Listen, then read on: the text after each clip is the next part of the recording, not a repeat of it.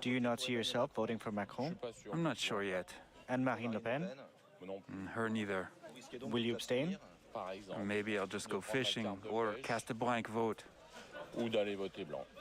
With days to go until the second round of the presidential election, a sizable chunk of Mélenchon supporters say they're likely to cast a blank ballot or abstain. Now to some news out of the Ivory Coast, where the Prime Minister, Patrick Atchi, has announced his resignation to pave way for a slimmed-down government. President Alassane Ouattara said he would slash the number of ministers to 30 from the current 41.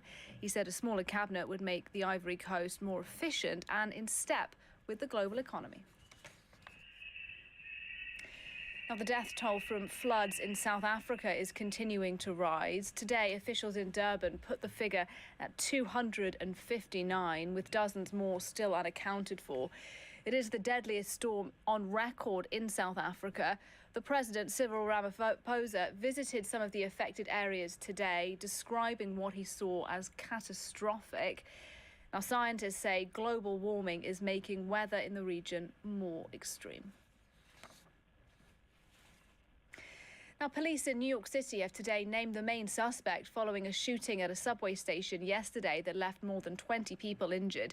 He's been named as 62-year-old Frank James. From New York, here's Jessica Lamazaria.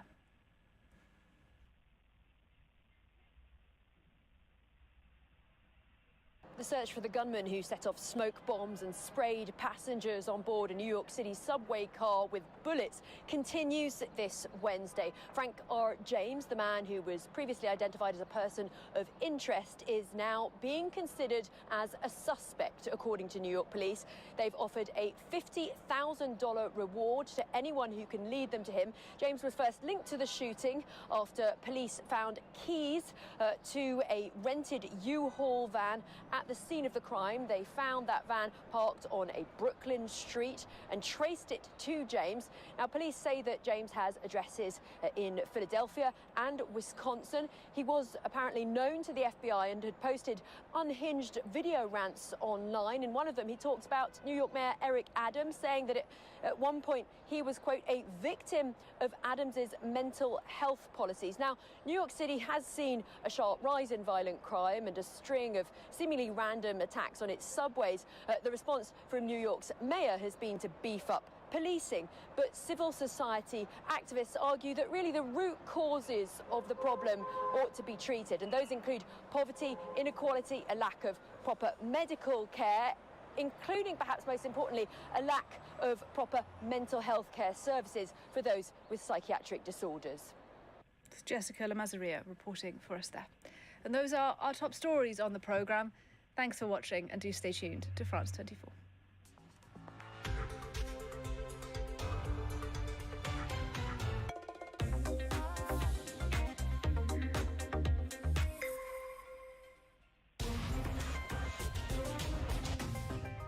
Hello, everyone. This is Inside the Americas, the headlines. As the New York subway is rocked by a rush hour shooting, we'll look at Joe Biden's latest executive move to try and boost gun control. Then American red states this week kept pushing their anti-abortion agenda. We'll take you to El Salvador, one of just 5 countries where abortion is prohibited completely, and women mourning lost babies often end up in jail. And in Brazil, some 3 million people live off the administrative grid with no ID whatsoever. You'll meet these ghost citizen activists are trying to help organize to vote in the election this fall. I'm Jeannie Godula. Our image of the week is this one: people running from a smoke-filled New York City subway train, desperately trying to get away from a shooter on board who opened fire during the busy morning rush hour, an attack that left some 20 people hurt. The shooting came as Joe Biden made another move to try and boost gun control in the U.S. The president has made that a key part of his term in office. And this week, he announced new measures cracking down on so-called ghost guns, those difficult-to-trace weapons that can be assembled at home. Biden's new executive order boosts restrictions on ghost guns that have increased tenfold over the last 5 years. It is now my great honor to introduce the strongest gun sense commander-in-chief ever to hold office. Mia Tretta is a survivor. Back in 2019, a fellow student at her California high school opened fire, killing at least 2. The shooter used a ghost gun. Unregistered and untraceable, they can be assembled from a kit at home, and President Joe Biden is now looking to crack down on them. Today, the United States Department of Justice is making it illegal for a business to manufacture one of these kits without a serial number. Illegal.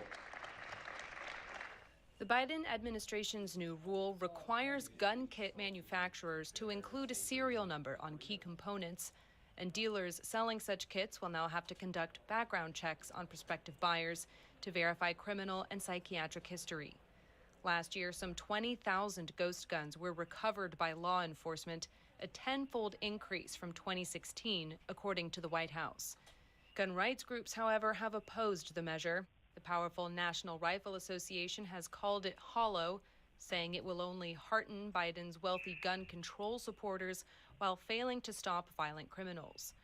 Biden says he doesn't oppose the right to bear arms as allowed for in the Second Amendment to the Constitution, but he has called for more regulation, urging Congress to take action so as to codify the measure. He was hoping Congress would act on this measure in the past year or so. It's pretty clear Congress will not, or that it would be too heavy a lift to try and have Congress get this done. So he decided to craft an administrative rule to get it done instead. Opponents have already announced that they're going to take this matter to court and try and prevent the enactment of the measure by filing suits against it. And that raises the one question about it, which is he's doing it by an administrative regulation issued autonomously by the president. And while he probably has the power to do it, there is enough question about this new restriction that it at least provides a basis for a legal action by gun rights opponents who don't want to see any new gun laws. The Biden administration has described the country's gun violence as an epidemic. This year alone, nearly 12,000 people have died by firearms, including by suicides. Last year, the figure reached 45,000, according to the organization Gun Violence Archive.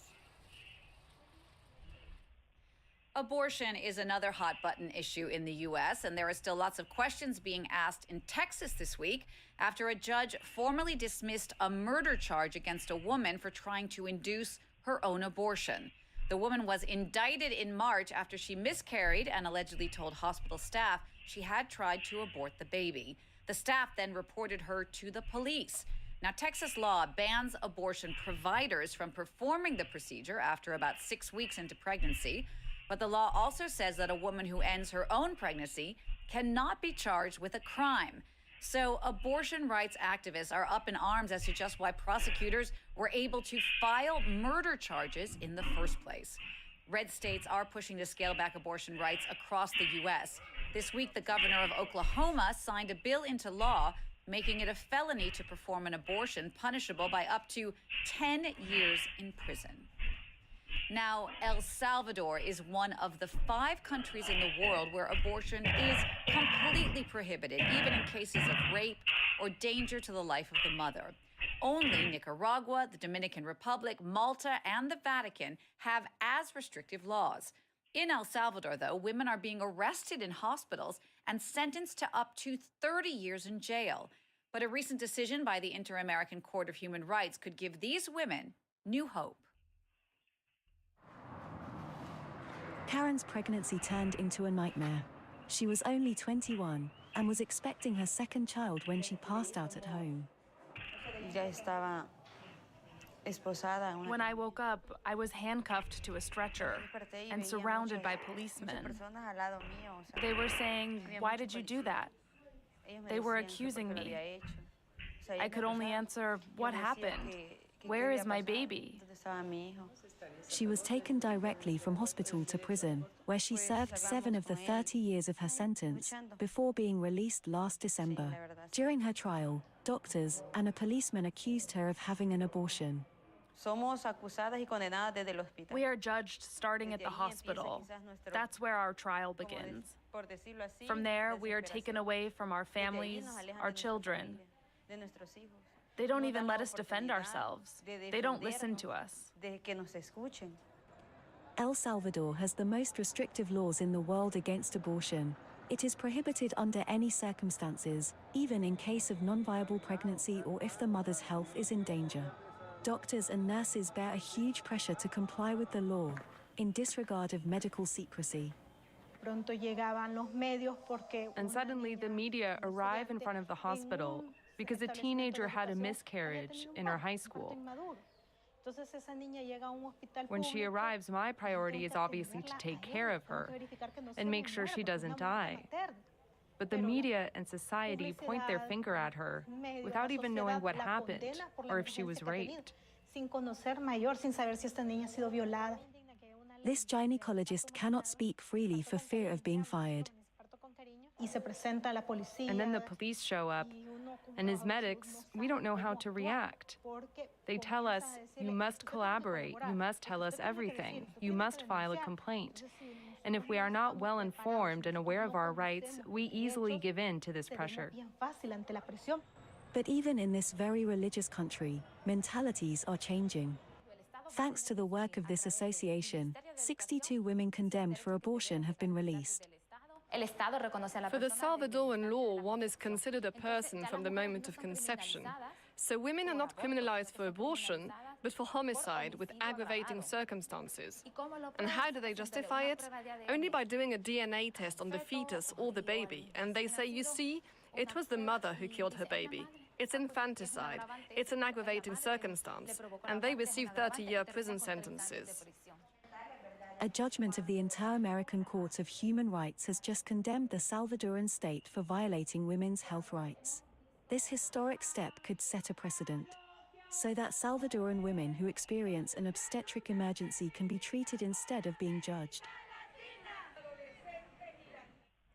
Earlier in the show, we were telling you about ghost guns in the United States. Well, we'll now take a look at ghost citizens in Brazil.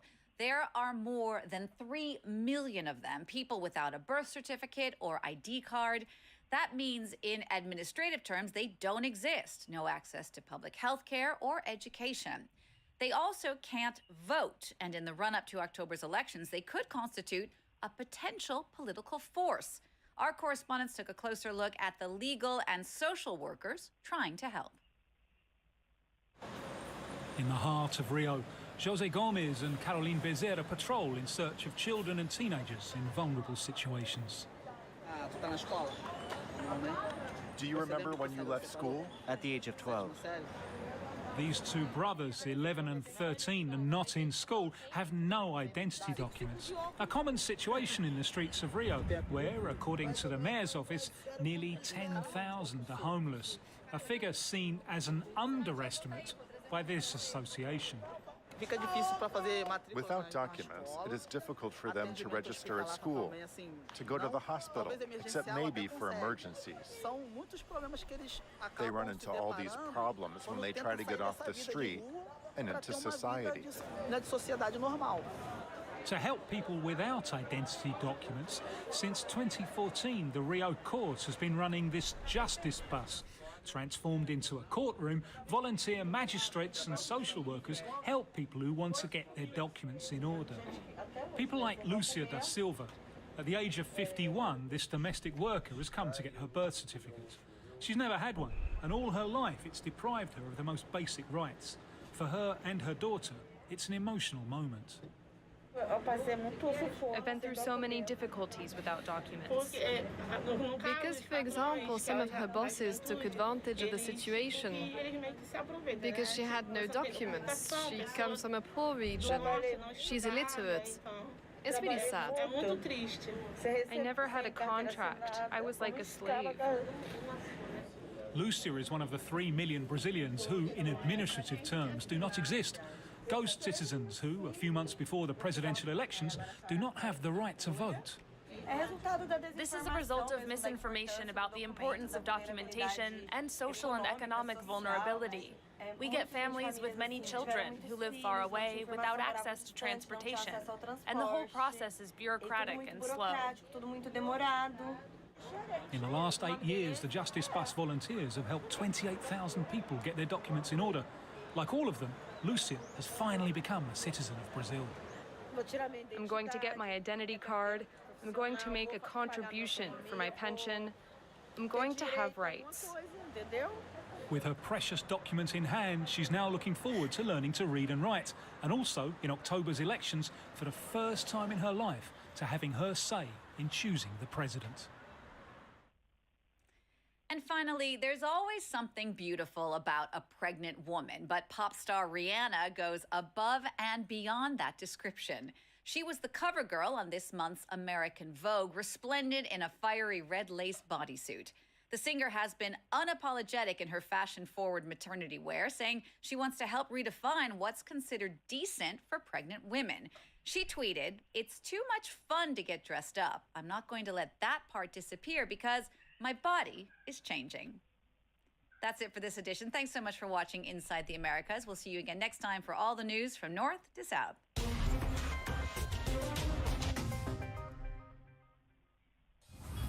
For nearly half a century, Cyprus has been cut in two.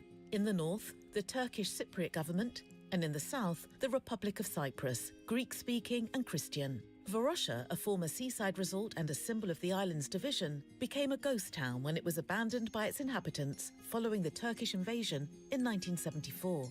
In 2019, Turkey reopened Varosha to tourists and to former residents. Long deprived of their right to return, they are now demanding the return of their property. C'est moi qui me bats pour l'instant, mais je sais pas combien d'années je peux encore me battre. Watch Varosha Revisited on France 24 and France24.com. Your needs are changing, and so is France24.com. With articles, reports, the latest international news, all our programmes available on replay, together with live broadcasting 24/7. Intuitive, fast, and available in 4 languages. France24.com. Liberté, égalité, actualité.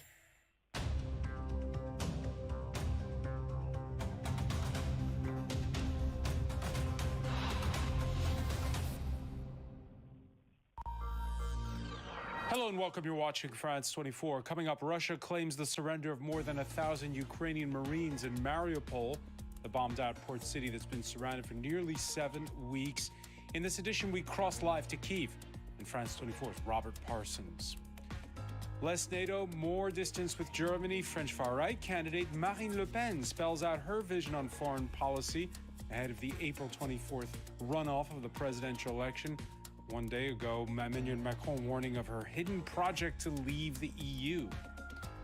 Authorities warn of stiff punishment for Shanghai residents who break quarantine. This after a record 26,000 new daily cases of COVID in China's largest city. Will measure the impact around the world in this edition.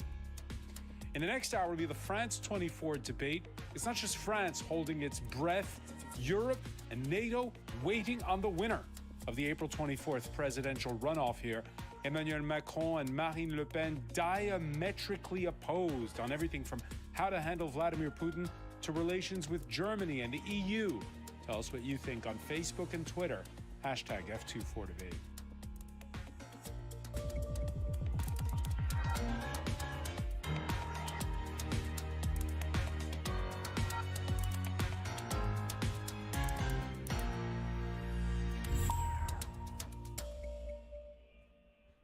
Hello, everyone. I'm François Picard. No confirmation that the fall of Mariupol is imminent. More on that in a moment, and on Moscow's claim that after weeks of a brutal siege, the Russians are close to securing a land bridge between Crimea and their border. Now, speaking of brutal, as Russia redeploys to the east, France 24 able to get an up-close look at the desolation now that Ukrainian forces have secured points north of the capital. For more, we cross to Kyiv, and France 24 Chief International Affairs Editor Robert Parsons. Rob, what have you seen this Wednesday?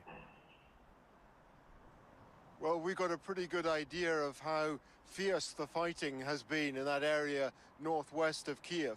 We drove to a small town called Borodyanka, which was described by President Zelensky as being worse in terms of the crimes committed by Russian troops against civilians in the town, worse than Bucha and Irpin. On the way to the town, about 15 minutes or so from getting there, we drove past a column of Russian tanks and armored vehicles, 11 in total, which have been completely destroyed. Then we got to the town of Borodyanka.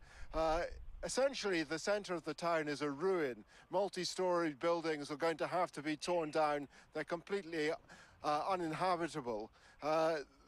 The effort to clean up the town is underway. The fire brigade is helping. There are volunteers helping. There are people checking to see whether there are mines, whether there's unexploded ordnance in the buildings. People looking to see whether any bodies under the brick and mortar that's fallen down. In sum, it's a pretty awful sight when you get there. A strong effort being made by the Ukrainians, well organized to get things in hand and get it inhabitable as soon as possible. Some buildings have now had gas switched on. An attempt is being made to get electricity working and water running, but for many houses it's still not the case.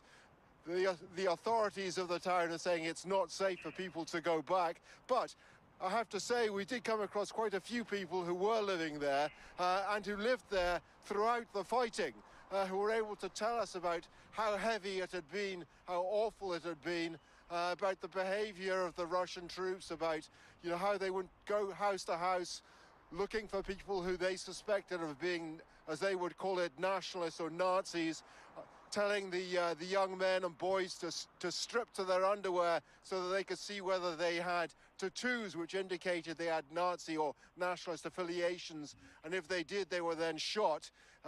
So the situation has clearly been pretty grueling for the people who have lived there, but a major effort is being now made to get the place inhabitable again.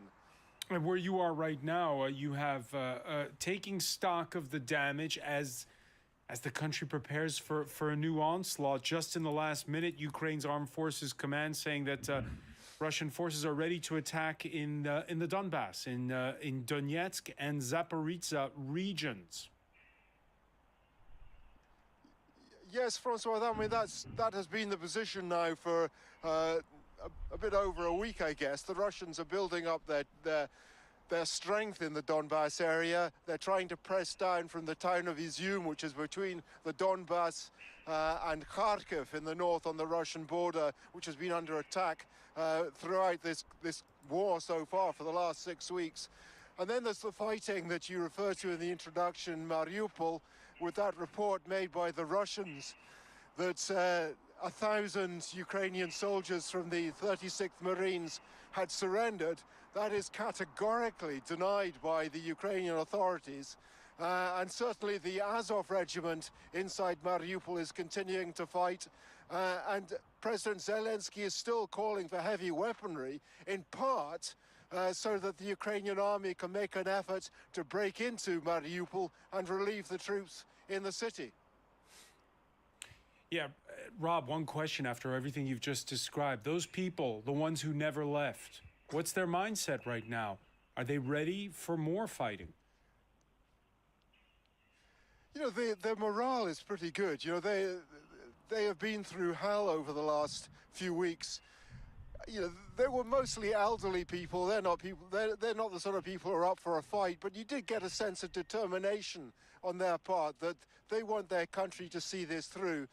They want Russia to be defeated, and that there's no way they want their country to be taken over by Russia. They've seen what the Russians have done whilst they've been here, and they want to be shot of them. They want to send them back to Moscow and wherever else they came from in Russia. Robert Parsons reporting live from Kyiv. Many thanks for that update. Rob, telling us about that categorical denial on the part of Ukrainian authorities. The Russian Defense Ministry earlier asserting that more than 1,000 Ukrainian Marines had surrendered in the port of Mariupol, effectively making it the fall of that strategic port city imminent. Caroline Lambolet has more.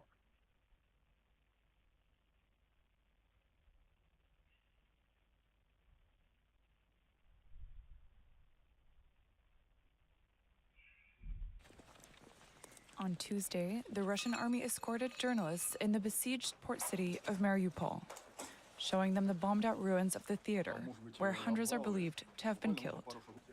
It was the Russians' latest show of force in the city, where hope has all but died out. On Wednesday, the Russian forces said that more than 1,000 Ukrainian Marines had surrendered.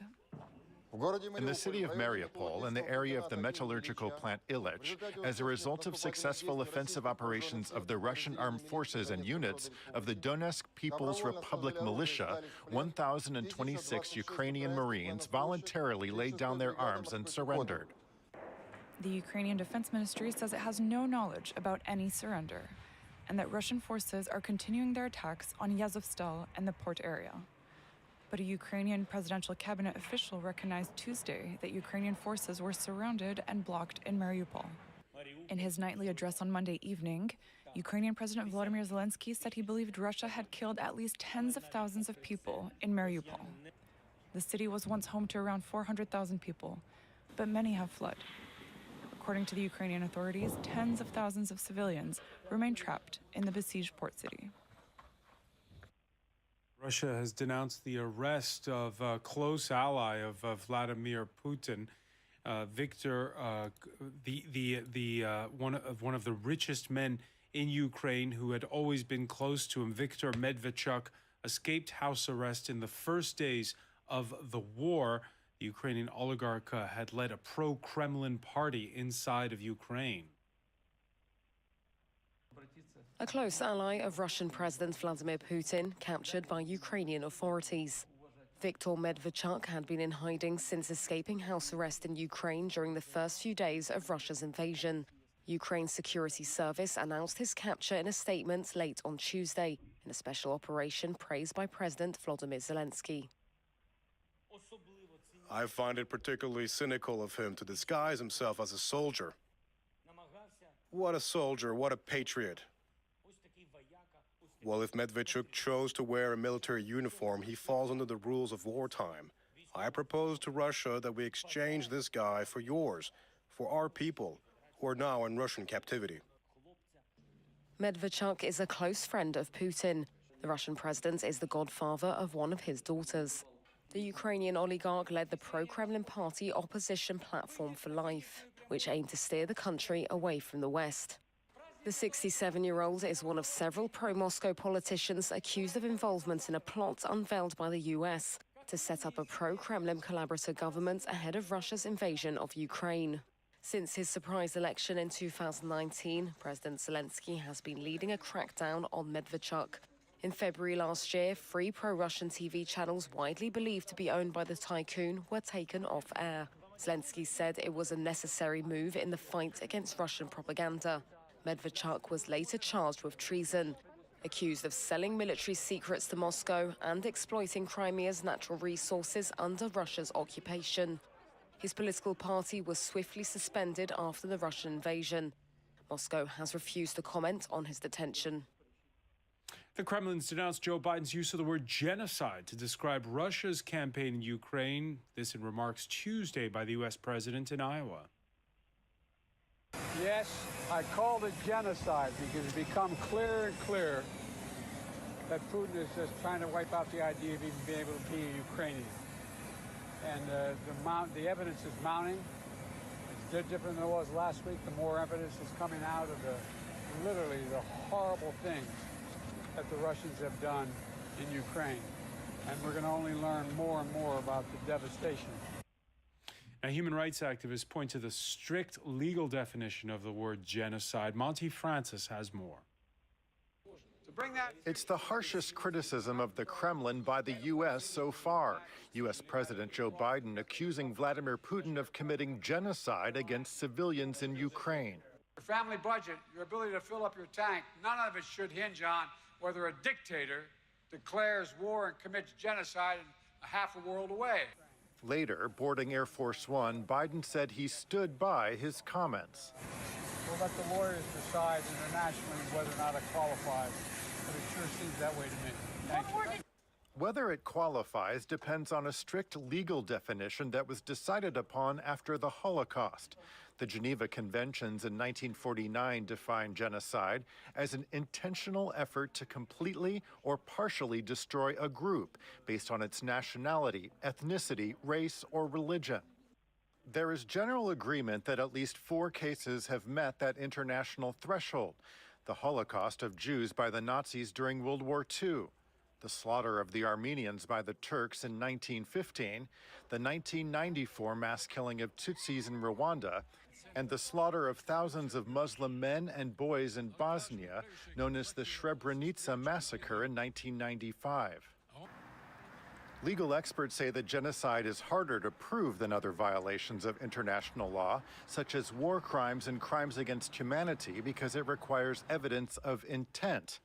At this point, the International Criminal Court is currently not investigating genocide charges against Russia, but its prosecutor has just launched a probe into possible war crimes or crimes against humanity Moscow may have committed in Ukraine. Future relations with Russia, one of the keys to Marine Le Pen's press conference on foreign policy this 11 days before the French presidential runoff.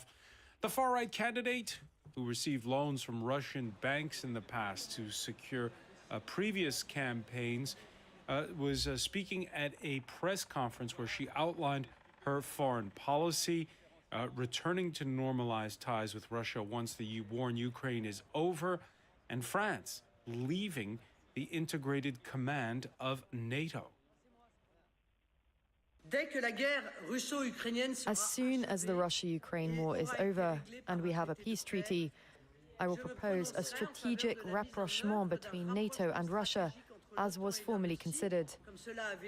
It's in France's and Europe's interest, but also in the United States's, because it's absolutely not in their interest to see a strong Russian-Chinese union emerge.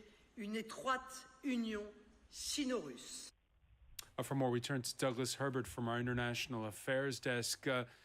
Douglas, leaving the integrated command of NATO, and we heard a few snipes at the U.S. in that press conference. Yeah, well, first of all, leaving the integrated command of NATO, it's something that obviously Charles de Gaulle did in 1966, right? Nothing new for France. And it's then Sarkozy, back in 2019, put France right back in it.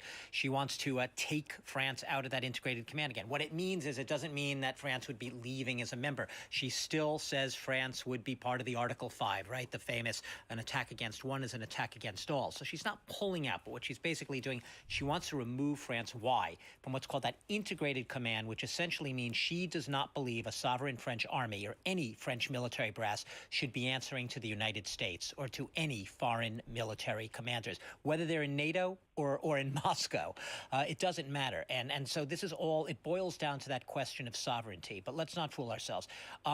She may not want to remove France from NATO, but that's really a concession, a part of the softening of her image and of her platform, the more moderating of her image in the past, 5 to 10 years, which has made her acceptable, almost appear mainstream to a lot of French. So while she's not taking France out of NATO, Francois, don't have any illusions that she's not very anti-NATO in her sort of ideological construct. Yeah, Marine Le Pen, who back during the 2017 campaign already said she was no longer in favor of France quitting the euro and returning to the franc.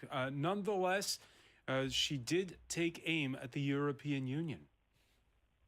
Frexit isn't our plan. But when the UK left the European Union, the French ruling class spoke of nationalistic and insular withdrawal and predicted catastrophe for the British. And that is not the case. But I repeat, that is not our plan. We want to reform the European Union from the inside. But the more we free ourselves from the rigidity of Brussels while staying in the EU, the more we can turn to the vast world. That's what the British have understood. So basically an endorsement for Brexit. High praise for Brexit, right? The Brits turned away from the, quote, Brussels bureaucracy towards this ambitious global Britain, the Boris Johnson's project here. Look, once again, let's be very clear here and have no illusions. No, her platform in 2022, unlike 2017, does not include Frexit. That is pulling France out of the European Union. That's gone. And that's also because she's had to adapt to the French popular opinion. Most French do not want to, the polls show, pull out of Europe, even a lot of her voters right now. So she's modified her position. That doesn't mean she doesn't want to pull France out of Europe. And this is what Macron was speaking about this week. Don't be fooled, he's essentially saying. Her basic ideology, her basic long-term goal is for France to leave the European Union. You were saying earlier how Marine Le Pen on this campaign has been successful in projecting this perception of, more moderate, of being softer. Yeah. Did you get that impression when you sit down and you listen to a press conference that lasted an hour and a half? Well, no, I mean, look, a lot of it, no, I didn't actually. I mean, she's trying. You could tell that she's making an effort to come across as reasonable, someone who's really thought out their foreign policy. But at the end of the day, I mean, look, most of the policies that she'd laid out today, she said she was going to cut off all military cooperation with Germany. The Franco-German engine has been part of at the heart of the European sort of relationship and relations going back to Mitterrand or even earlier. You know this, 4 or 5 decades right now. You know, what she said about NATO, which I didn't say in my previous answer, she wants to see a rapprochement between Europe and NATO in order to prevent sort of Russia and NATO after the war. What she left out is what after the war. So if Vladimir Putin is still in power, a man who at present is being accused by some of possible war crimes, does that mean that she's going to have this rapprochement with a post-Ukraine war Vladimir Putin? She's going to wait for another president in power? How would that rapprochement work? There has been cooperation between NATO and Russia in the past. Back under Yeltsin, there was a partnership for peace, you might remember, back in the mid-90s. It's been years since that. The plug was pulled on all of that after the Georgian War in 2008, and then again after the annexation of Crimea in 2014. Russia in its current incarnation, if you will, under Vladimir Putin, it's hard really to see how there could be cooperation with NATO. That and a lot of other subjects.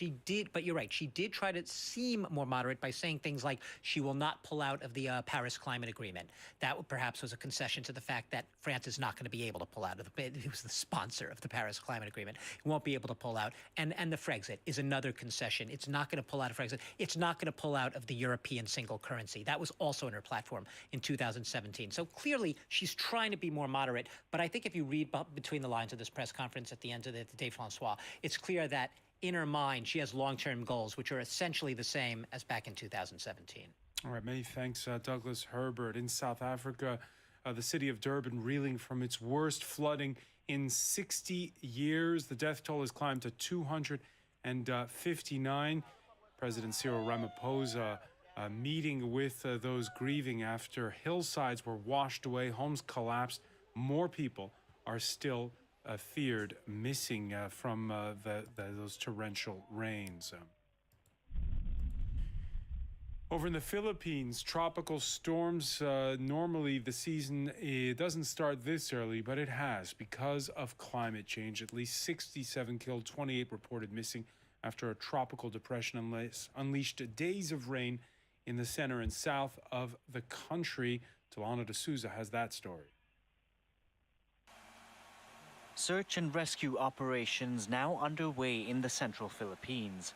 It's been made possible after the arrival of heavy equipment and the clearing up of the weather. 6 villages in the city of Baybay were hit by landslides over the weekend, and rescue workers have only now begun to uncover the dead. I just hope he comes to us, even if it's only in our dreams. I miss him so much. This was the moment a fresh landslide struck the province of Leyte on Tuesday.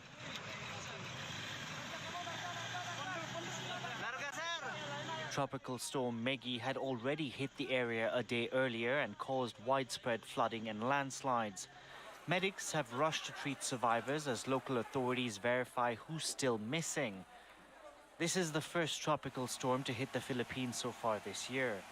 The disaster-prone nation typically averages 20 storms a year during the monsoon season, which begins in June.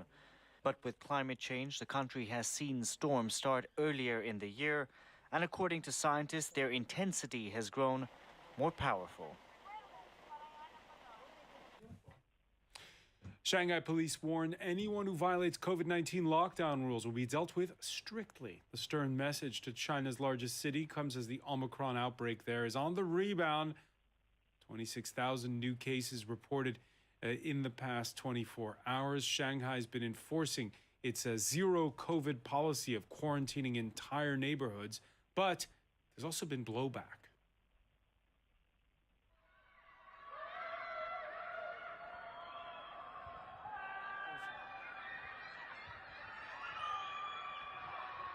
In this video posted to social media, people are yelling from their windows. They've been confined to their homes for 7 days in one of Shanghai's biggest residential compounds. This after other instances of what's being labeled spontaneous screaming. Joining us is Jean-François Di Meglio, president of the Asia Center think tank. Thanks for being with us. Your reaction to that? Well, Shanghai is China, but Shanghai is very different from the rest of China. And that probably explains what you just showed, but also probably the treatment that Shanghai is under as compared to other cities which have been confined as well, but probably not as strictly and not under the same conditions. The impact on the economy, of course, is different. The impact of Shanghai within the whole of China is different, so there is a specific treatment. Shanghai is it a harsher treatment? Yes. Why? Well, that's a good question, if I may. Well, because you cannot afford spreading the virus in a city like Shanghai and getting out of control. That's one very good reason for sure. The other reason is just what you showed, which is that, of course, Shanghai is very well controlled and Shanghai functions very well overall in China, but you always think that there is a risk of, Shanghai going out of the beaten track. And if you go back to, I would say, even the Cultural Revolution, even if you go back to the harshest days of a Chinese regime, Shanghai was always under scrutiny. Now it's a showcase of the success of China. You want to jeopardize the success of China just because Shanghai is under a very violent attack of the virus. That's probably explains. It's just, I'm also puzzled. I was not expecting this. And the numbers, they say there have been 200,000 cases so far and no fatalities. Yes, because you do have a lot of asymptomatic cases. So number of symptomatic cases is very limited. If we compare the ratio of sick people to the overall population in the rest of the world, of course, China is very low. Now, if you compare the ratio of sick people and deceased people, then the ratio is exactly the same in China so far, over 2 years and 2 months, as in the rest of the world. So that's a fact. The other fact is also the vaccine. It's obvious that the Chinese vaccine, first of all, the ratio is lower than in the rest of, I would say, the developed world. And also probably the efficiency of the vaccine is probably lower than what it is in the rest of the world. The rest of the world, which is now opened up. Yes. The Chinese authorities standing by their zero COVID policy. Yeah. Let's listen to one health official defending the Chinese way. Our practices in the past 2 years have shown that dynamic case clearing accommodates our national particularities and is the best option for us to combat the epidemic. They're insisting that it's still zero COVID policy. Well, how long can they do that for? Well, from a Western point of view, we would say it cannot last any longer. Now, if you look at other places in Asia, it's very close to being in line with the zero COVID. It's opening up marginally, but the obsession still is, as soon as the virus picks up, then we are getting very close to zero COVID. It's not zero COVID. So China definitely sticks to zero COVID. I would say probably one of the reasons is face reason, because in China, it's very difficult to change tack, and probably, I would say. And is there also the other factor that you have that Communist Party Congress coming up in the fall? Absolutely. And you don't want any problem before that. Now, there is a key question which is now in Li Keqiang's speech every day, almost every day, which is the price, Prime Minister and in charge of the economy. What's the impact on the growth rate? What the impact of what we will find at the end of the year 2022 in terms of, GDP and the wealth of Chinese people and all what has been said over years. If there is a failure, then it's a big question for the party, for sure. Yeah, and it's not just for China that impact will be felt. Several electronic companies, including makers of iPhones and MacBooks, forced to shut right now because of the lockdown. That's the ripple effect. And obviously, Chinese authorities don't care too much. That's quite strange as well. And Li Keqiang, once again, doesn't find that very rational. Jean-François Dimeglu of the Asia Center, many thanks for being with us. Thank you, François. Stay with us. Much more to come on France 24. More news plus the day's business and sports.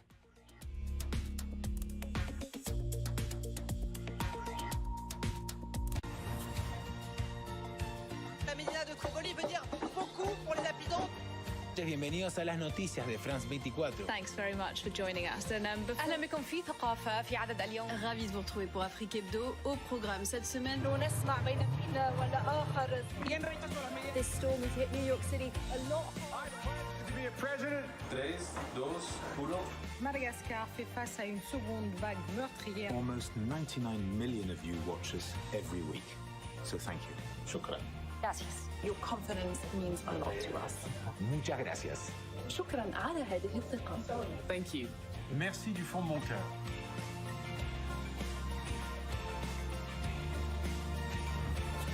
Liberté, égalité, actualité.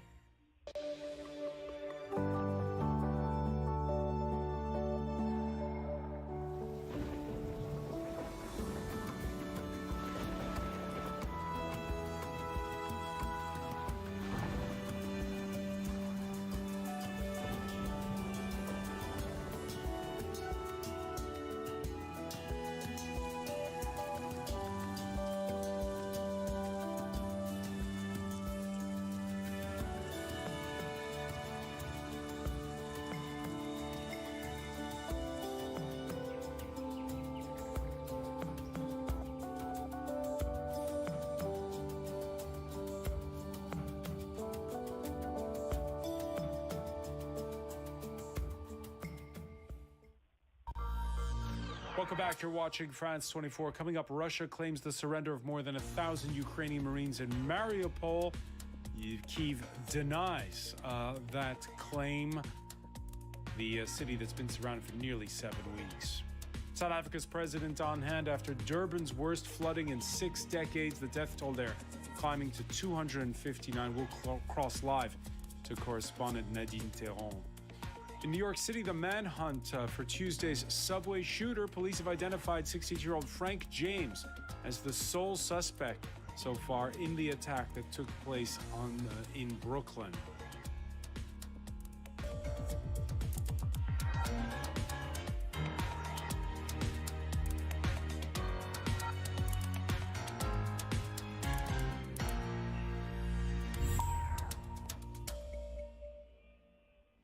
Ukrainian authorities staunchly denying a report out of Moscow that more than 1,000 Marines have surrendered in the besieged port city of Mariupol. Mariupol that's been surrounded for 7 weeks. If the city does finally fall after a brutal bombing and shooting campaign, it would mean a land border between the Russian border and Crimea.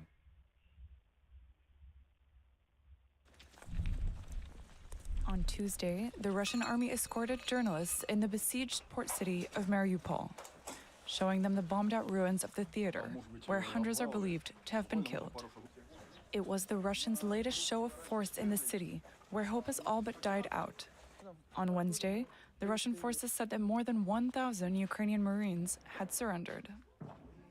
In the city of Mariupol and the area of the metallurgical plant Ilich, as a result of successful offensive operations of the Russian armed forces and units of the Donetsk People's Republic militia, 1,026 Ukrainian Marines voluntarily laid down their arms and surrendered. The Ukrainian Defense Ministry says it has no knowledge about any surrender, and that Russian forces are continuing their attacks on Azovstal and the port area. But a Ukrainian presidential cabinet official recognized Tuesday that Ukrainian forces were surrounded and blocked in Mariupol. In his nightly address on Monday evening, Ukrainian President Volodymyr Zelensky said he believed Russia had killed at least tens of thousands of people in Mariupol. The city was once home to around 400,000 people, but many have fled. According to the Ukrainian authorities, tens of thousands of civilians remain trapped in the besieged port city. If Mariupol does fall, it would be the first major city that the Russians would have captured. And as the shelling there continues, more bombing overnight in the last 24 hours, rather, in Ukraine's second city, Kharkiv. Local authorities say at least 7 killed and 22 wounded by shelling, including missiles that hit apartment, high-rise residential block, courtyards of the block covered with, as you can see, piles of debris. Over in Kyiv, the presidents of 4 neighboring countries paying a visit to show support for the country that's been invaded by Russia. The presidents of Poland, Lithuania, Latvia, and Estonia arriving by train to pay a call on Volodymyr Zelensky. In South Africa, the death tolls climbed to 259 from the devastating flooding that's hit the city of Durban. For more on that story, let's cross to correspondent Nadine Theron. Nadine, we're looking at those images of President Cyril Ramaphosa on hand. This is Durban's worst flooding in 6 decades. Yes, and in fact, it's one of the worst weather disasters to have ever struck South Africa. As you know, more than 259 people have been reported dead, and the death toll is certainly said to rise in the coming days. Many bodies are still turning up in mortuaries, and many of those deaths have been children. The President Cyril Ramaphosa today visited affected communities, amongst them one family who lost 4 children when the wall of their house collapsed. This is the most rainfall that's ever been recorded by the South African Weather Services in the area. And it's not only the city of Durban. The affected area stretches about 200 kilometers from the north to the south of Durban. Around 6,000 houses have been swept away, with the informal communities and the poorest of the poor really being affected the worst. Many people don't have access to electricity. They don't even have access to water. They don't have mobile network reception either because of the damage to infrastructure. Of course, many businesses are closed and many banks are also closed. The president has promised these communities that the government will help them with water and food and shelter, and a lot of NGOs have also urged the South African public to help and donate. But the larger issue here is that this will affect the rest of the country, because the port of Durban is now closed and shipping has been suspended, and that's one of the most important, it is the most important harbor in southern Africa, and major trade routes are now closed because of the roads being affected, and goods can't be shipped or moved from the harbor to the rest of the country. Goods are being delayed, and many of the vehicles have just been stranded, and these are being looted. So it will definitely affect the rest of the country. And also a weather warning has now been issued for the neighboring province of the Eastern Cape, which might have flooding on the coming weekend. President Cyril Ramaphosa has blamed all of this on climate change, and experts have said this is because of the La Nina weather phenomenon. Yeah, and it's ironic sitting where you are in Cape Town, where a few years ago it was a drought.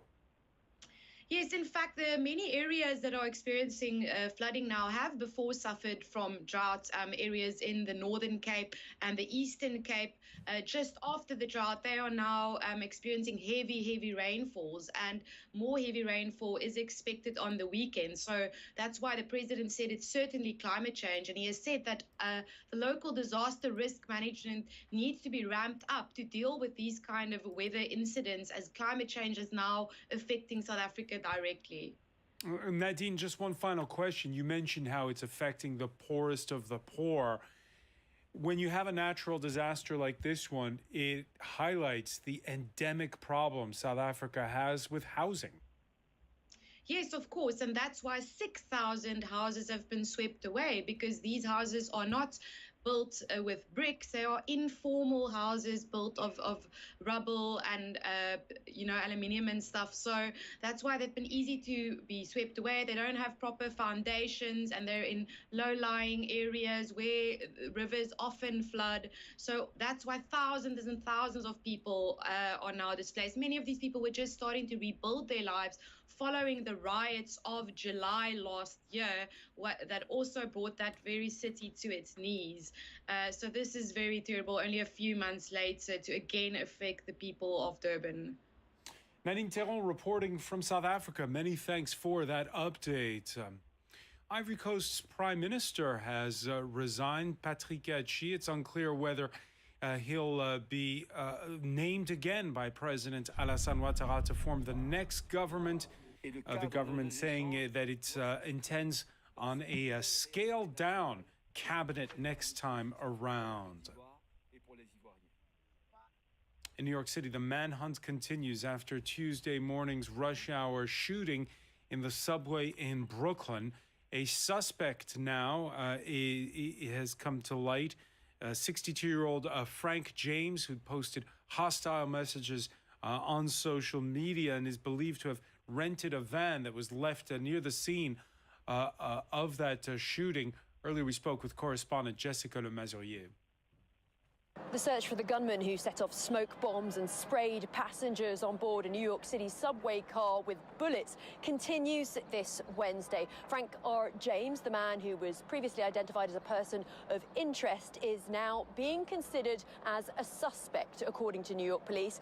They've offered a $50,000 reward to anyone who can lead them to him. James was first linked to the shooting after police found keys to a rented U-Haul van at the scene of the crime. They found that van parked on a Brooklyn street and traced it to James. Now, police say that James has addresses in Philadelphia and Wisconsin. He was apparently known to the FBI and had posted unhinged video rants online. In one of them, he talked about New York Mayor Eric Adams, saying that at one point he was, quote, a victim of Adams's mental health policies. Now, New York City has seen a sharp rise in violent crime and a string of seemingly random attacks on its subways.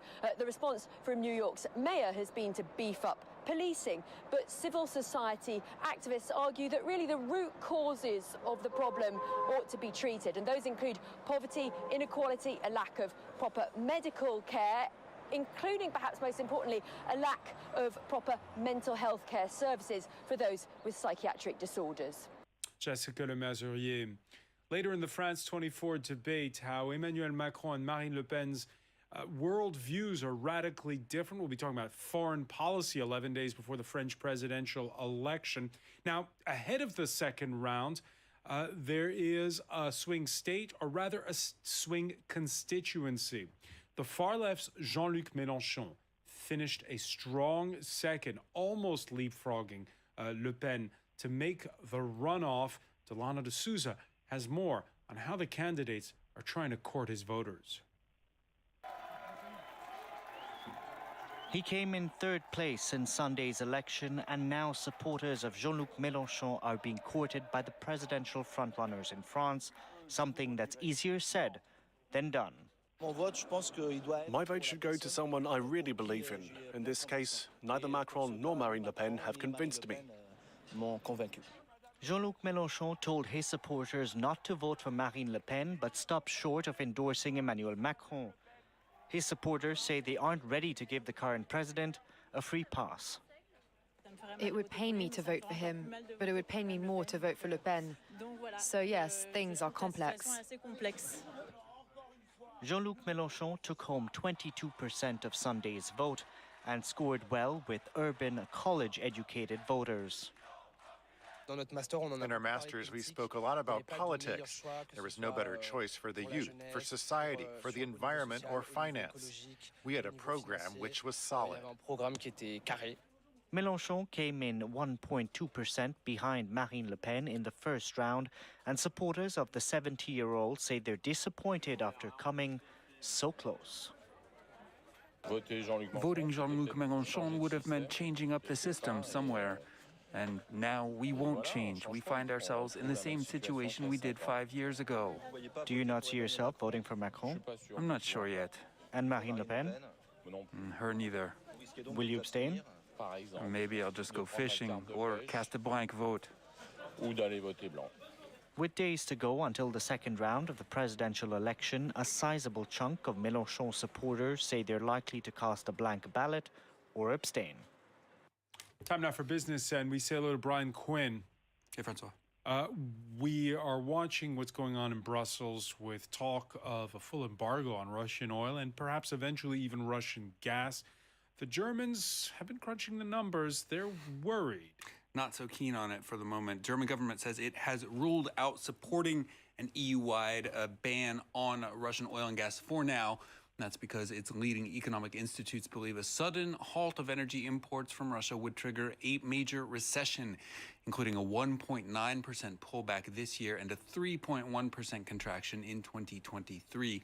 The institutes say the war in Ukraine is already reducing both supply and demand, though they do still expect the German economy to grow by 2.7% this year and 3.1% next year, as long as the gas stays on. Now, German industry is heavily reliant on Russian energy to power its factories. A consortium of economic think tanks says a supply freeze would cost the national economy around 220 billion euros worth of output. Take a listen here. The imminent interruption of natural gas and oil supplies from Russia to the European Union naturally represents a particular risk for this economic forecast. The institutes are therefore focused on an alternative scenario, assuming supplies will be stopped immediately. In this case, the German economy is likely to fall into a severe recession in the coming year. The U.S., Canada, Britain, and Australia have already banned imports of Russian oil in response to the war in Ukraine.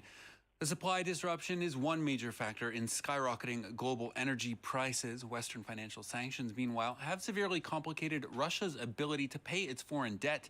They also initially took a big bite out of the ruble before Russian capital controls and interest rate hikes helped it to recover most of its pre-war value. Many commodities traders, though, are wary of sanctions, have been voluntarily avoiding Russian crude oil.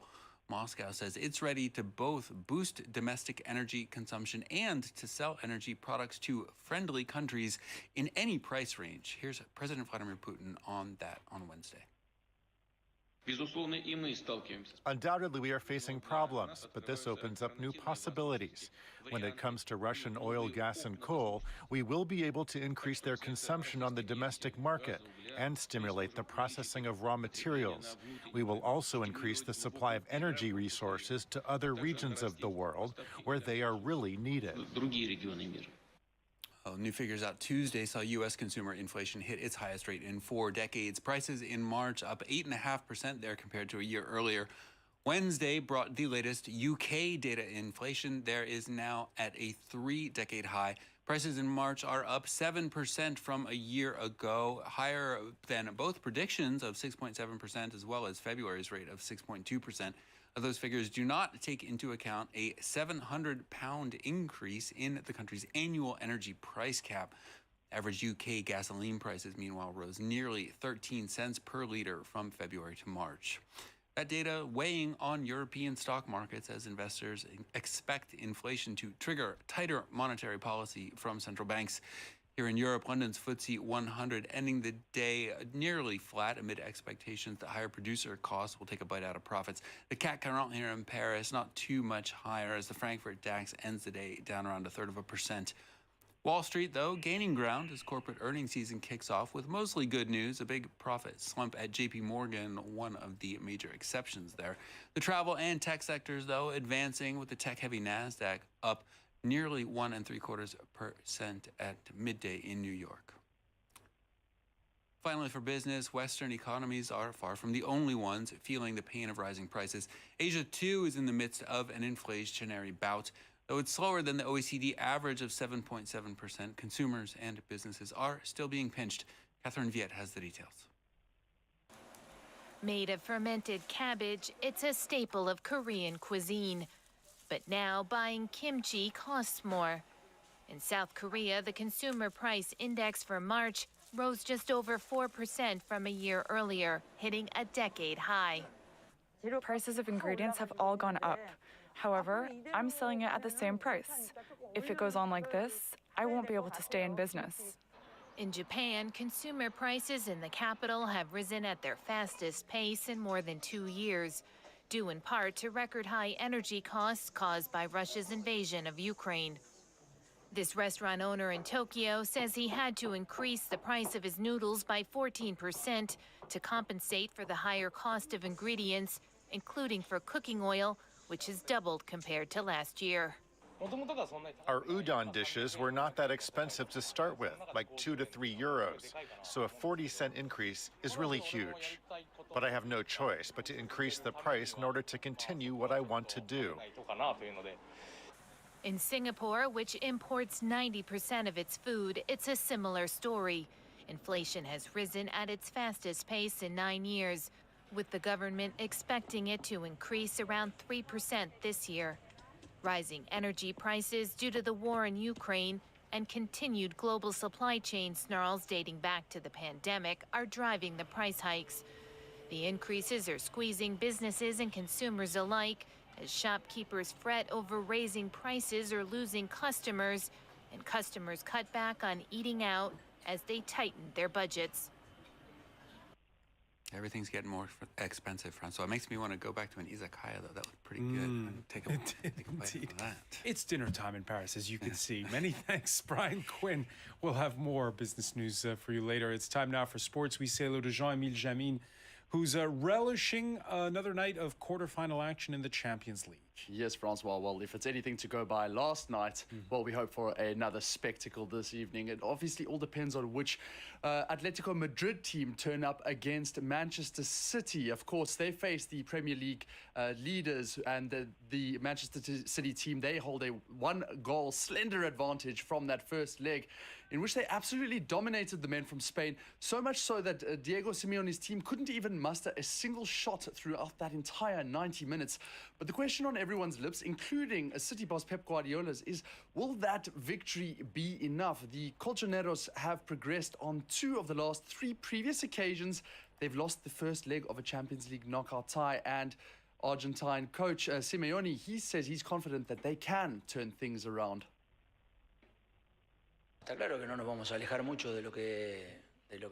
Clearly, we will not be doing things very differently, trying to find the right times to create what we want. Hopefully, we can combine better to have faster transitions and be able to take advantage of the counterattacks we have with more accuracy. And we hope our players with the most experience have a great night. From there, we'll try to push within the game with motivation in the different moments of the game. Anything can happen in one match.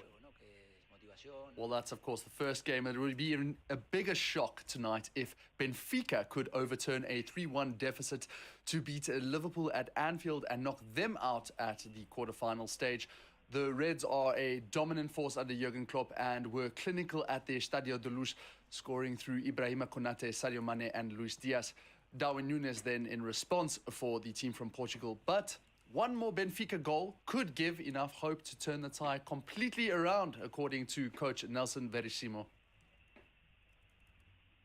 We will have our moment. We have an opportunity, a chance. We know we will have to maintain our composure and be consistent. We have prepared for that, and I'm sure that even though it will be difficult, we will go there with the ambition and hope that we can do it.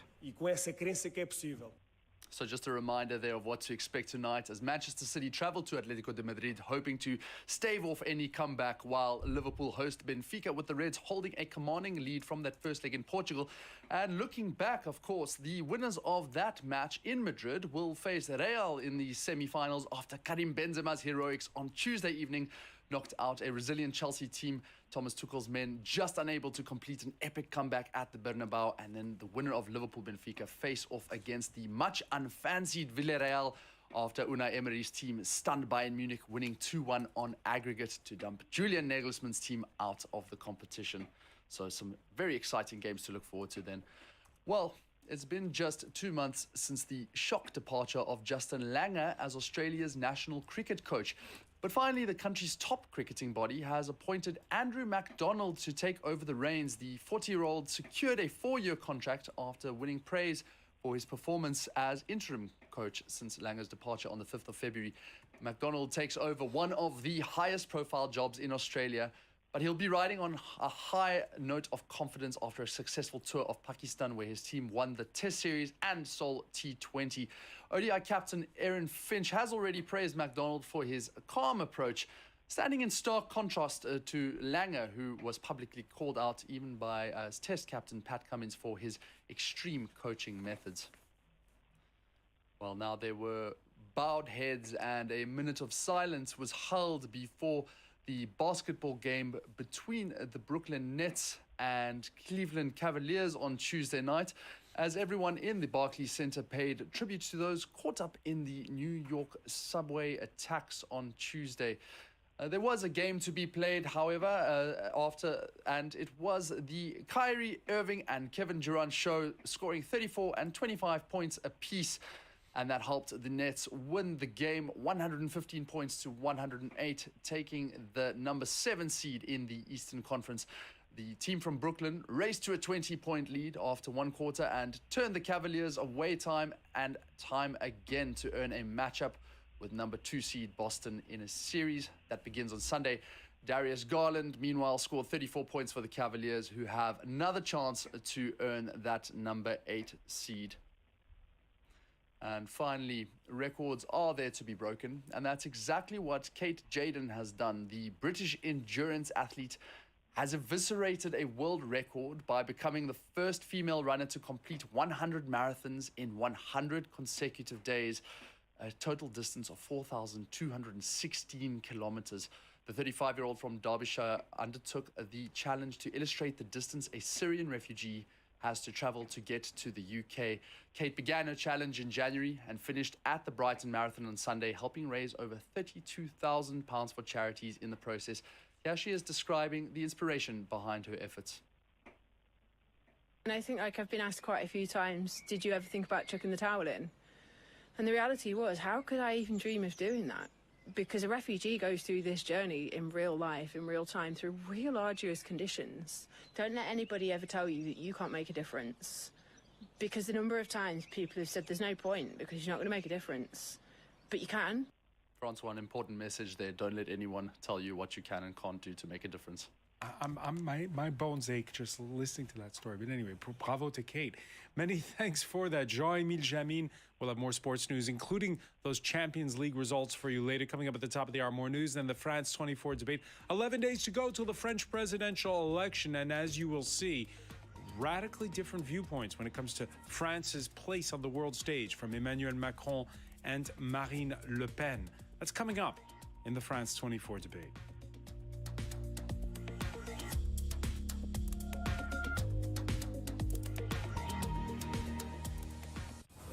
They observe. They contact us. They report, film, photograph. They are the voice of the voiceless. Your eyes in the far-flung reaches of the world.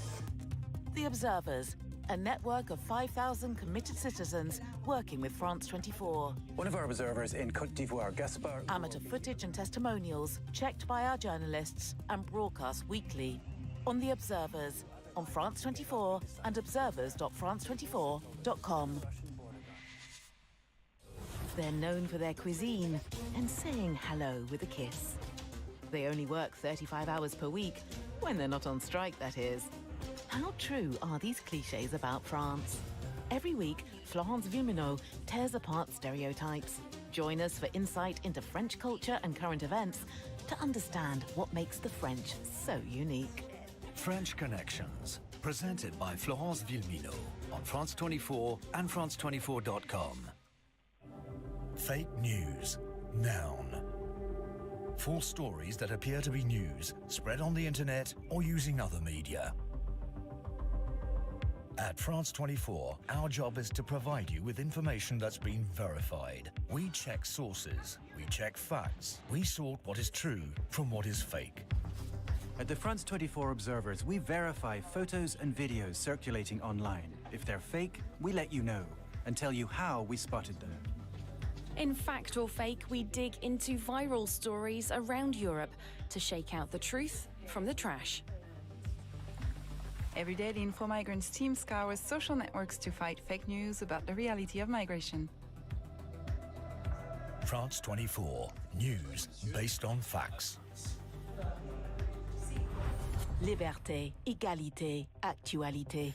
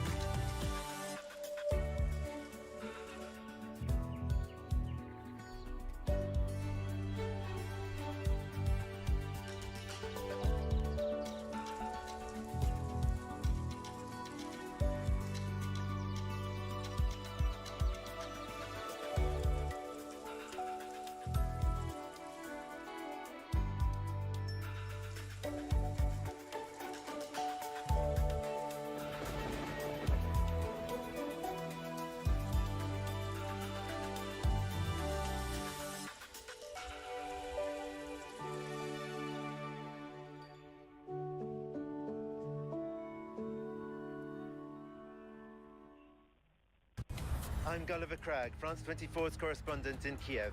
I'm forever crisscrossing Ukraine, Poland and other countries in the region to keep you up to date with all the news from Central and Eastern Europe.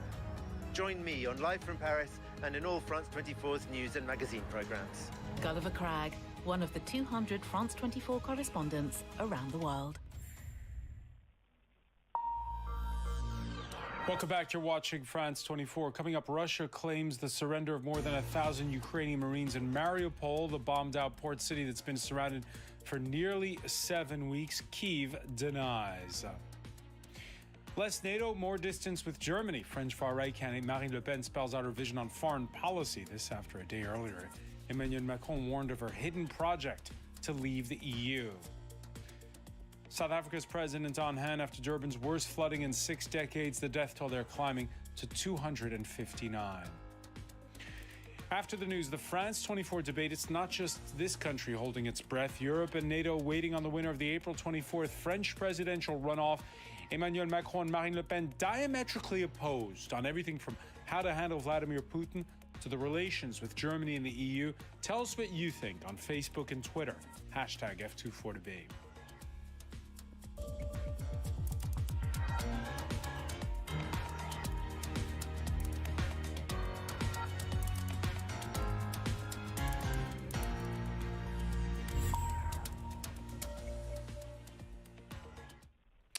Ukraine denies Moscow's claim that more than 1,000 Marines have surrendered in the besieged port city of Mariupol.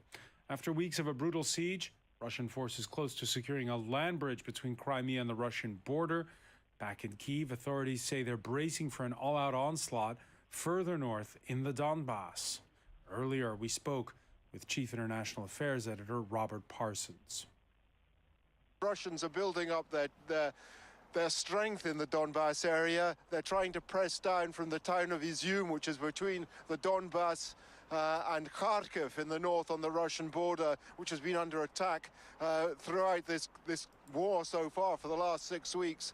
And then there's the fighting that you refer to in the introduction, Mariupol, with that report made by the Russians that 1,000 Ukrainian soldiers from the 36th Marines had surrendered.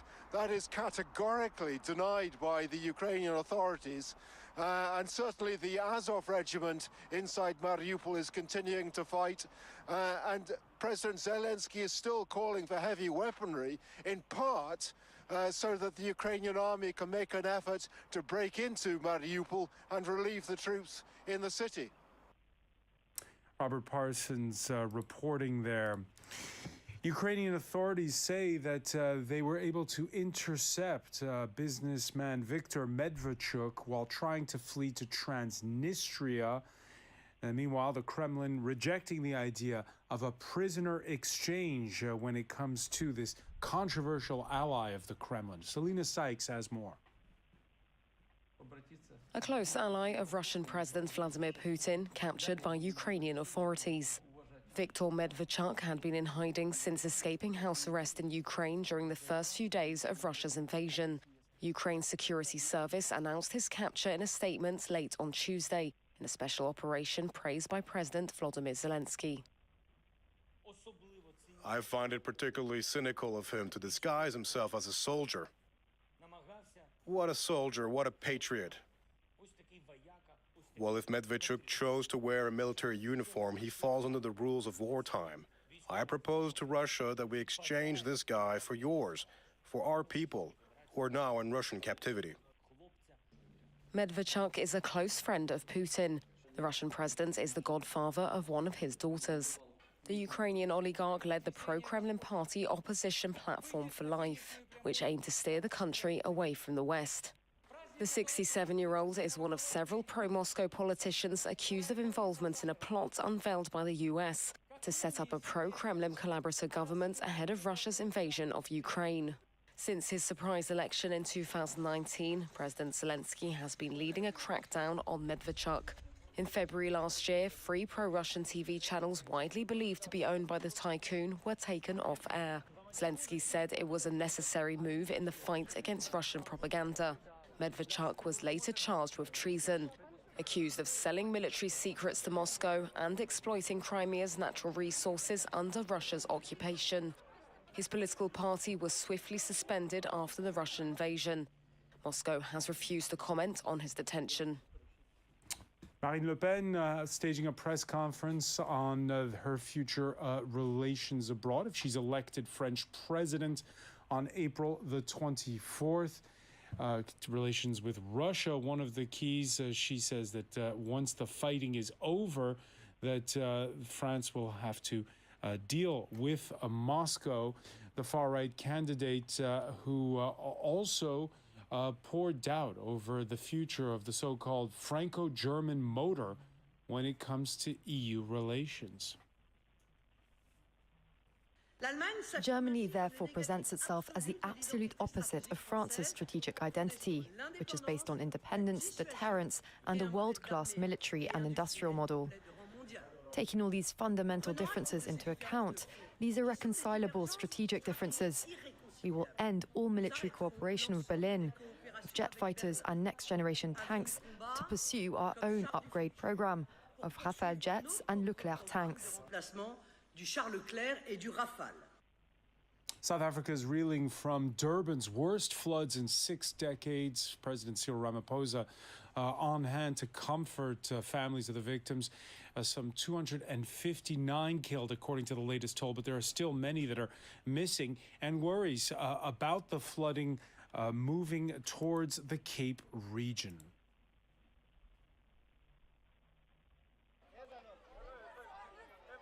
South African President Cyril Ramaphosa was in the coastal city of Durban today, promising the government would spare no effort in dealing with the disaster. Search and rescue operations continued on Wednesday. More than 200 people have died, and many are still missing.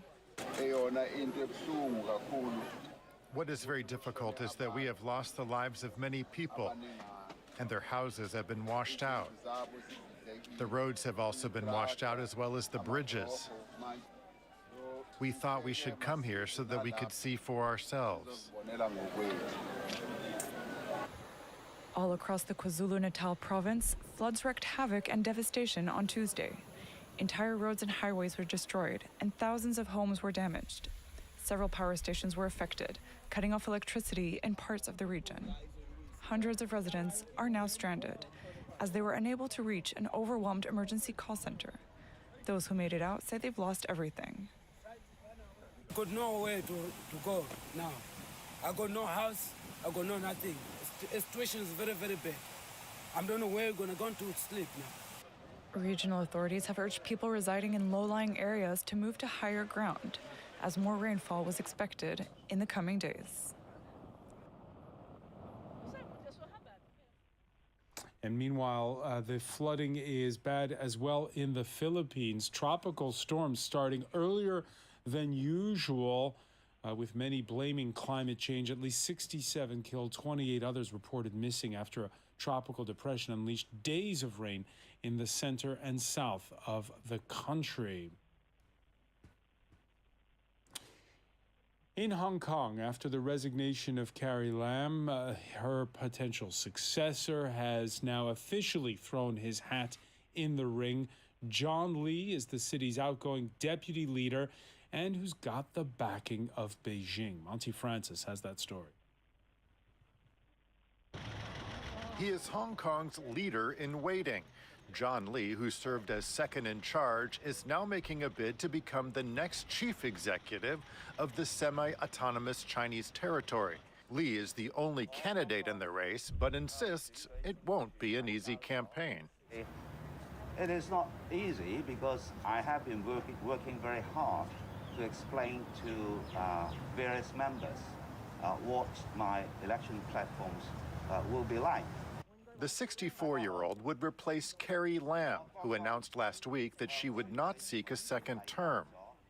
A former police officer and head of security, he oversaw the enforcement of Beijing's national security law imposed in 2020, which led to widespread pro-democracy protests. As chief executive, Lee is expected to prioritize security issues and has warned about lingering underground terrorist and independence movements.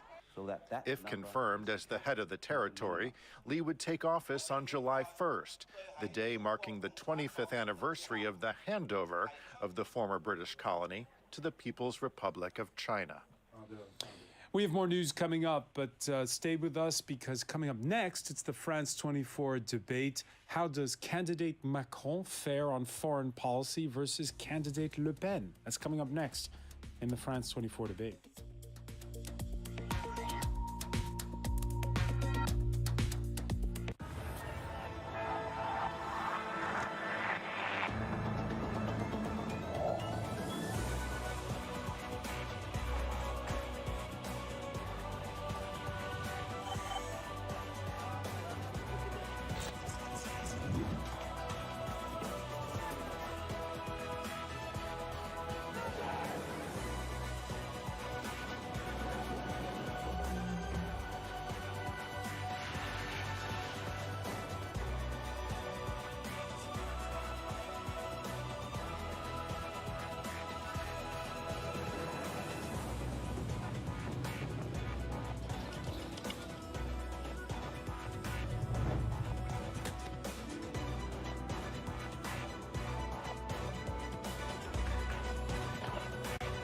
France 24, your window on the world.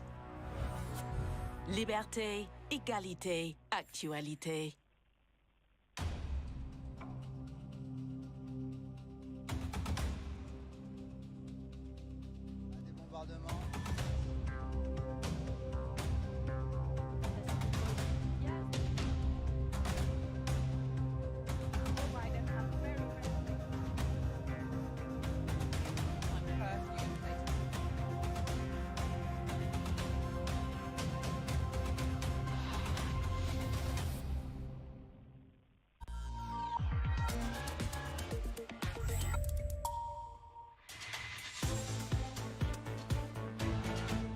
They're watching what French voters will be deciding on April 24th, well beyond our borders. Emmanuel Macron and Marine Le Pen serving up opposing visions of France's place on the world stage.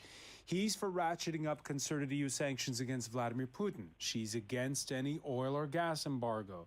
The incumbent backs banding together on defense and military. His far-right rival wants France to quit NATO's integrated military command. With Russia's invasion of Ukraine, who's the right candidate for this moment? It's cost of living, not foreign policy, that's top of voters' minds. But those price hikes aren't happening in a vacuum. What lessons drawn from the global scramble unfolding for goods and raw materials and the overdependence on Russian oil and gas? Is France better off bargaining on its own or as part of a broader EU on energy, healthcare, immigration? Today in the France 24 debate, two candidates that are a world apart. Joining us, French member of Parliament Anne Gente from Emmanuel Macron's La République En Marche party. Thanks for being with us. Good evening. Bruno Gollnisch, former member of the European Parliament for Marine Le Pen's National Rally Party. Yes, good evening. Good evening as well to Julien Théron, professor of international security studies at the French Political Science Institute, Sciences Po. Nice to see you. Hi. And while the French campaign, the fate of another European country is in the balance. Joining us from Kyiv, Peter Zalmayev, director of the Eurasia Democracy Initiative. Thank you for joining us. Greetings. The France 24 debate, where you can join the conversation, and you have on Facebook and Twitter, #F24debate.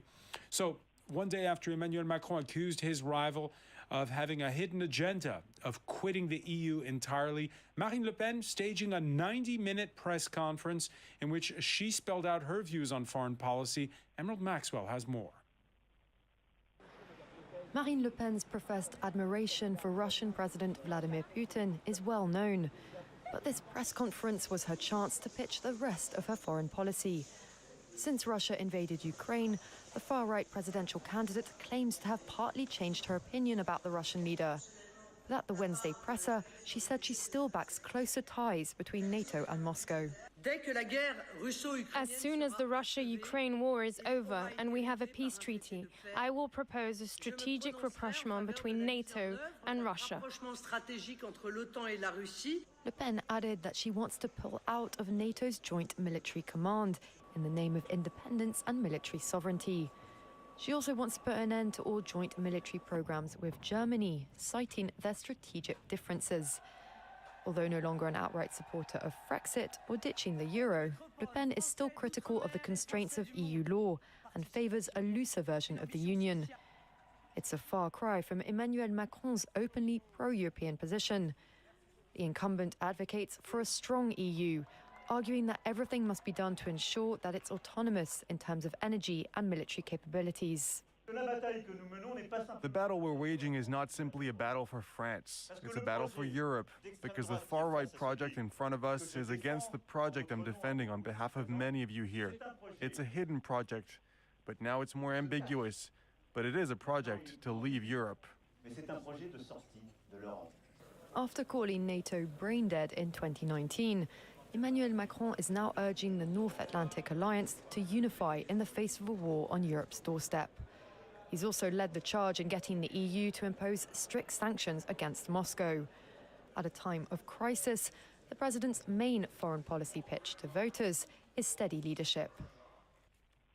Bruno Gollnisch, lots of points in there to go over. Let's start with Marine Le Pen's proposal for a rapprochement once the war is over between Russia and Ukraine. Is that possible if Vladimir Putin is still the president? Well, if there is a peace treaty, yes, I suppose.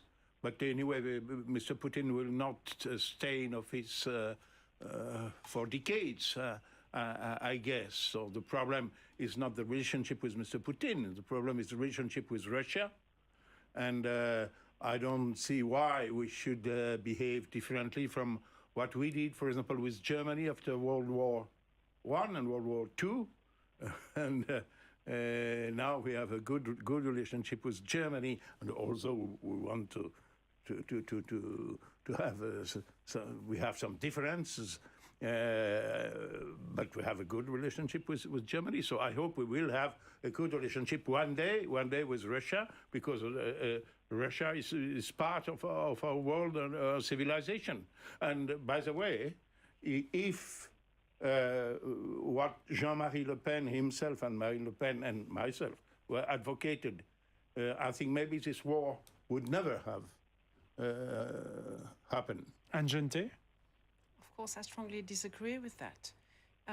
You have to say here that we have two visions between Mrs. Le Pen and Mr. Macron about international relations and about the relation to Russia. Yes, indeed, we are not at war with Mr. Putin, definitely not. With Russia, sorry, definitely not. But Putin is clearly a problem. But I noticed that Mrs. Le Pen doesn't say a word about how we can reach a treaty. We are not talking for the moment about a treaty. We are talking about a war that was declared, and the aggressor was Mr. Putin and the Russian forces against Ukraine, and she doesn't say a word. And when you are a leader, you need also to address the problem of how you can get out of the situation where we are in now, and she doesn't say a word about it. But first of all, she's not in charge. Second, it's 2 weeks from now. Second, Mr. Macron is in charge and doesn't succeed in getting peace and between Ukraine and Russia. And third, it's not Marine Le Pen who can say exactly what could be an agreement or a treaty of peace between these two countries. She has no possibility to talk on behalf of the Ukrainian government, for example, nor of the Russian government. Julien Théron, at that press conference, Marine Le Pen saying that she now is in favor of defensive weapons shipments and intelligence sharing with Ukraine. Has she changed her stance? Yes. Yes, definitely. I remember some days where Marine Le Pen was saying that she was wanting to put France right in the middle between the US and Russia, equating on one side the American democracy and what everybody is agreeing today, even her, as the Russian dictatorship. So yes, I think that there was an adaptation of her position. Yes. No, but it was. Excuse me, sir, but it was before the war broke. It's exactly so what there is no saying. change. She from the very beginning of this war, she very clearly stated that she considered, and we all consider, that Russia led the aggression against Ukraine. Yeah. So sorry about that. Is it an adaptation? Crystal clear. May I add, there is no adaptation at all. May I add that in the European Parliament, the members of the European Parliament from her party have voted against or have abstained from voting any support to Ukraine. And this was after the war started. Peter Zamayev, sitting in Kyiv, what was your reaction when you heard the words of Marine Le Pen? Well, on the surface of it, you may be, excused for feeling encouraged by what you heard from someone who has received $10 million loan from a Russian bank. Mind you, this was almost immediately after Russia invaded the Crimea, and from someone who has said that she respects Vladimir Putin because he defends the interests of Russia. I'm quoting her verbatim. So obviously, we are seeing her reposition herself in order to be more competitive with her rival, President Macron. But I think what Vladimir Putin is after is not, to have European leaders pledge their fealty, their loyalty to him. He does not need that. He understands that they will not be able to win outright elections this way. What he's after with politicians like in France, which is a major component of the European Union, is someone who would gravitate away from a transatlantic unity, such as Mrs. Le Pen has agitated for all her career, someone who would consider probably splitting from NATO, weakening the European Union, and then obviously talking about how an oil and gas embargo against Russia would not be in the interests of French voters. That is precisely what Vladimir Putin is after. He doesn't care if they do or do not support sanctions against him at this point. The oil embargo is really where it hurts Vladimir Putin. And as long as she's saying that they will not support oil embargo. Vladimir Putin is very happy with it. Yes. Mr. Almayev is advocating oil and gas embargo, as far as I understand, but maybe he just forgets that Russian gas is still crossing Ukraine before arriving to Germany. And I think if there should be gas, if you want a gas embargo with Russia, it's very simple. The Ukraine has to cut gas embargo. I perfectly understand that in these terrible circumstances, the Ukrainian government cannot do so because it is one of the main resources. And secondly, about this famous loan. This loan, Mrs. Le Pen didn't get a single penny from the Russian government. This loan was much before it's from 2014. Russian aggression against Ukraine. And she's still paying it back. The optics are bad. You'll agree with that. You'll agree that the optics are bad on that. Sorry? You'll agree that the optics are bad. It's a loan from 2014. Yes. And she's still paying it back today. She's still paying back. It's not a gift. It's not a gift. And why? Why? But does it make her beholden to Russia? Does it make her beholden to Russia? That's the question. No. When you are indebted to somebody, you have to fulfill your commitment and repay.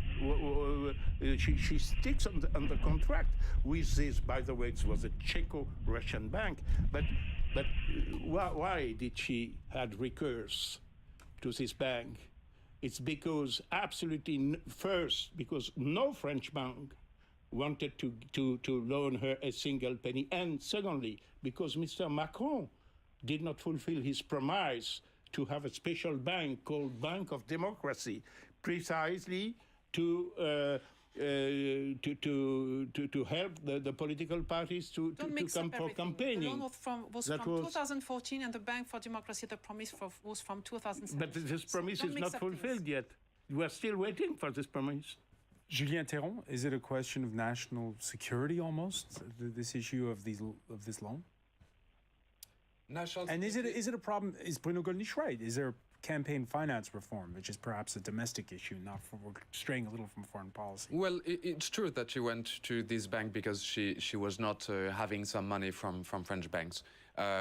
Although we can recall as well that it was not very different in time, the position of Marine Le Pen wanting to recognize the admission of Crimea after the invasion of Russia, already a first invasion of Ukraine. Because at this time, we had this narrative that there was this referendum and so on. But Vladimir Putin himself said live on the telly that it was obviously Russian soldiers over there. So it was a first invasion of Russia. So when we speak about the war in Ukraine, we speak about 2022. It started in 2014. It's the third invasion of Ukraine. Even in Donbass, it has been said plenty of time. I have several sources, official sources, who confirmed that the Russian forces were in Donbass, conventional forces. So it's just the third episode of Russian aggression on Ukraine. 2014 was already an invasion of Russia in its neighboring country. Well, but the fact that Crimea has been completely artificially it has been invaded by Russian forces. Vladimir Putin said it.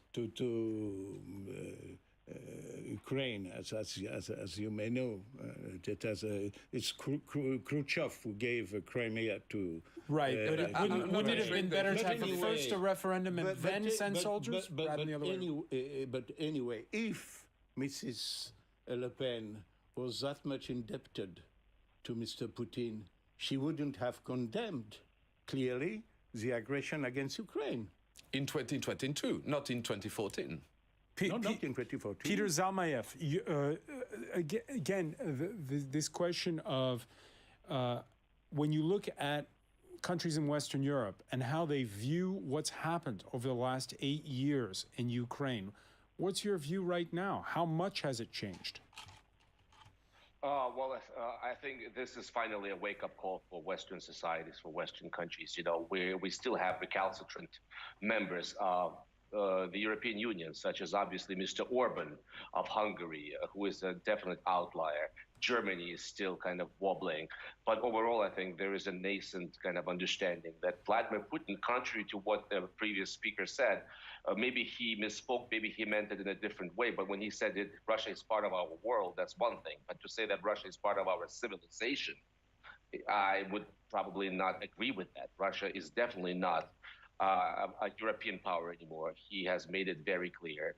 Trying to deal with Vladimir Putin as a reasonable kind of political actor is very, very naive. The bloody massacres that the world has seen in Borodyanka, in Bucha, has exposed to the world the very plain fact that what we're dealing with right now is a 21st century Adolf Hitler. Just because the Russians are claiming they're fighting some neo-Nazis in Ukraine does not mean that they cannot be themselves Nazis. As Churchill has said, Winston Churchill, tomorrow's fascists will be calling themselves anti-fascists. We need to understand that there's no business as usual with Russia. Russia cannot declare any sort of victory in Ukraine. It must go. All right, you mentioned Hungary there. Eyebrows were raised when Marine Le Pen turns this time around to a Hungarian bank, MKB, to finance her campaign to the tune of 10.6 million euros. Hungary, which continues to defy EU and Council of Europe norms over rule of law, and whose prime minister received a warm message of congratulations for his April 3rd general election win. This is a tweet from Marine Le Pen where she states in it, congratulations to Viktor Orban for his landslide victory in Hungary's legislative elections. When the people vote, the people win. When answering a heckler on a campaign stop Tuesday in Strasbourg, her rival, incumbent President Emmanuel Macron, called out her warm relations with Orban. You can cry out and even say things like, "Down with the Republic," which in my view is an absurdity. But you can do it. That's the difference between living in France and living in Hungary. So, Anjante, do you paint Viktor Orban with the same brush as Vladimir Putin right now? I just noticed that beyond the problem of the loans, Mrs. Le Pen just admires Mr. Putin or Mr. Orban. Both of them are men. She admires them for the fact that they are very strong in their country, very tough in their country, but also these are men who have changed their own constitutions. They have decided to reduce the freedom of speech, reduce the freedom of the press, and reduce some basic laws, for freedom. So here we can see that Mrs. Le Pen admires those who reduces our own liberties, our own freedom. So when she says that she wants to fight for more freedom in our country, I strongly disagree with that. She has hidden words and hidden agenda in which she says, through the admiration of Mr. Putin on the one hand, of Mr. Orban on the other hand, that she will reduces, very probably she will have a change, very probably the French constitution, and she could be someone who could reduce also, and she has mentioned yesterday about the press, how she could choose which press she would be talking to. This should be something against which we should all fight. Would Marine Le Pen govern like Viktor Orban governs Hungary? What will be sure that Marine Le Pen will defend the freedom of French people, the identity of French people, and there's no hidden agenda at all. What we have been advocating for past decades within the European Parliament is quite clear. We don't want that an European superstate imposes on us our way of life, or so-called European values. I still wonder what these values are exactly. I defend the true values of European civilization, which is the part where have been invented, very tiny part in the world, that invented the freedom and equality of nations. And we agree for cooperation among European nations. We agree for free trade between European nations, or roughly the same level of life, the same burden of taxes, the same social welfare. But we don't want unfair competition from other countries. We don't want massive immigration without being able to refuse it. It's clear. The problem between Mr. Macron, the challenge between Mr. Macron and Mrs. Le Pen, it's between globalism on one side and defense of national identity and freedom on the other. Okay, if I may say, we see here through your words that for Mrs. Le Pen, European is a problem. But for Mr. Macron, European is the solution. He strongly defends the fact that having a very strong and independent and sovereign Europe makes a very strong and independent and sovereign France. This is the solution and the path where we should go. This is what he has been defending for the past 5 years with quite a great success. When we see what we have reached out with the vaccine that we have purchased together, the anti-COVID vaccines, with the fact that now Europe has decided within a couple of days to have grant and loans for the plan for the recovery plan. After the COVID situation, and now through the defense, the European defense, which is something he has been talking about since 2018, and many European countries were quite reluctant to this, and now we, through the war in Ukraine, we have understood that European defense, together with the NATO alliance, is the solution to have an independence. Peter Zamayev, Ukraine knocking on the door vociferously to join the European Union. Is it only about protection from Russia? Well, it's not just protection about Russia. It's encouraging a country that has really set, I think, has set an example for Europeans what it means to want to be a European. I think there's been a little slackening of enthusiasm over the common European project on the part of Europeans themselves. Ukraine has been showing by example, by spilling its blood, that it wants to be a part of the Western civilization. It is going to be an immense, I think, a step of immense, symbolism right now for the European Union to welcome Ukraine as a member. The first step has already been made. Ukraine has been welcomed as a candidate. I think it sends a very strong signal, not just to Ukrainians, but to the Russians. And that's why I think Vladimir Putin resents Ukraine. It's because he knows sorry, Peter, sooner or later, Ukraine will join Europe and will gravitate away from Russia. So we heard Bruno Gollnisch express his definition of what a European civilization is, nations that are equal amongst each other. What's your definition of European civilization? My definition of European civilization is obviously rule of law. It is, the ability of, each individual to choose his or her, way of life.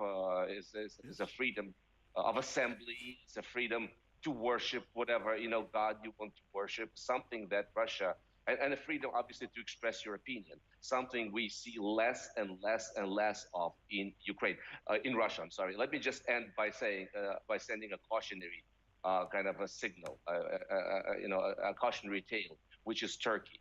By playing around with Turkey for so long, the European Union, by promising its membership and then sort of not denying it membership, look where it's got. Turkey has become ever more authoritarian. And so you have to be, I think Europeans have to be very, very careful not to repeat that, precedent.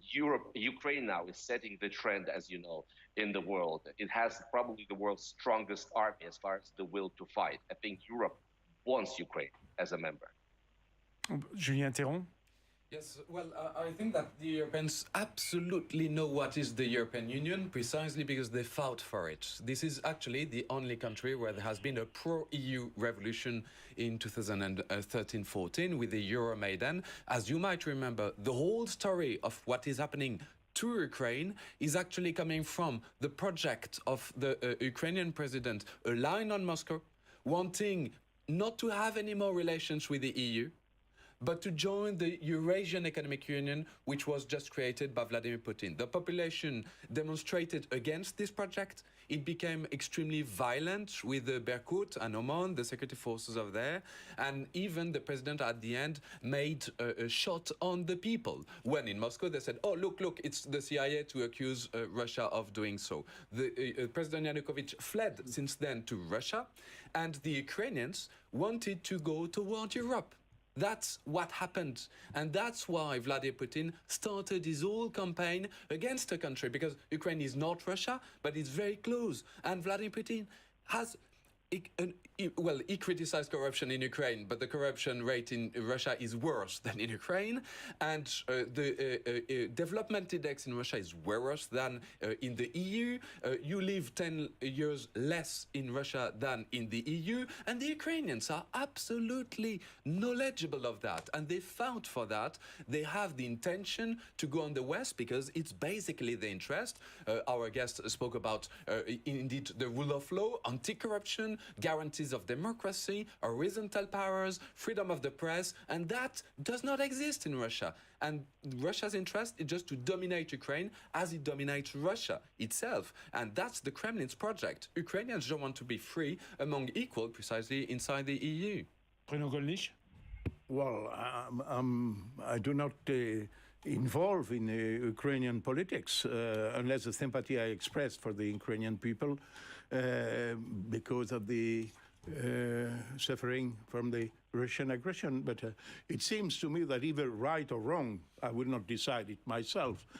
Maidan events were a coup d'etat against an elected president. That's what said Vladimir Putin. Sorry? That's the narrative of Vladimir Putin. No, it's a matter of fact. There was an elected president that has been chased. Ukrainian people. But you decide. I don't decide. You decide. You decide who. People. I was in Ukraine. What is the will of Ukrainian people? The fact that the president. I was in Ukraine. The fact is that the president that had been kicked out had been a rightfully elected president. That's all. Peter Zamayev? Yeah, I just wanted to say, to ask the previous colleague what he would consider the French Revolution. Was that a coup d'etat? You know, yes, it was. Certainly, yes. It was a legal coup d'etat, right? Yes, it was. Think it should have happened? We saw the results afterwards. Yes, I agree. No, but I say right or wrong. I do not interfere. I'm not an Ukrainian myself. I have much sympathy towards Ukraine, especially now. But the fact is that Maidan events were a coup d'etat against maybe a very bad president, but still an rightfully elected president. Which, by the way, he flew away, and they reorganized the elections because they didn't have a president anymore. Right. Peter Zamayev.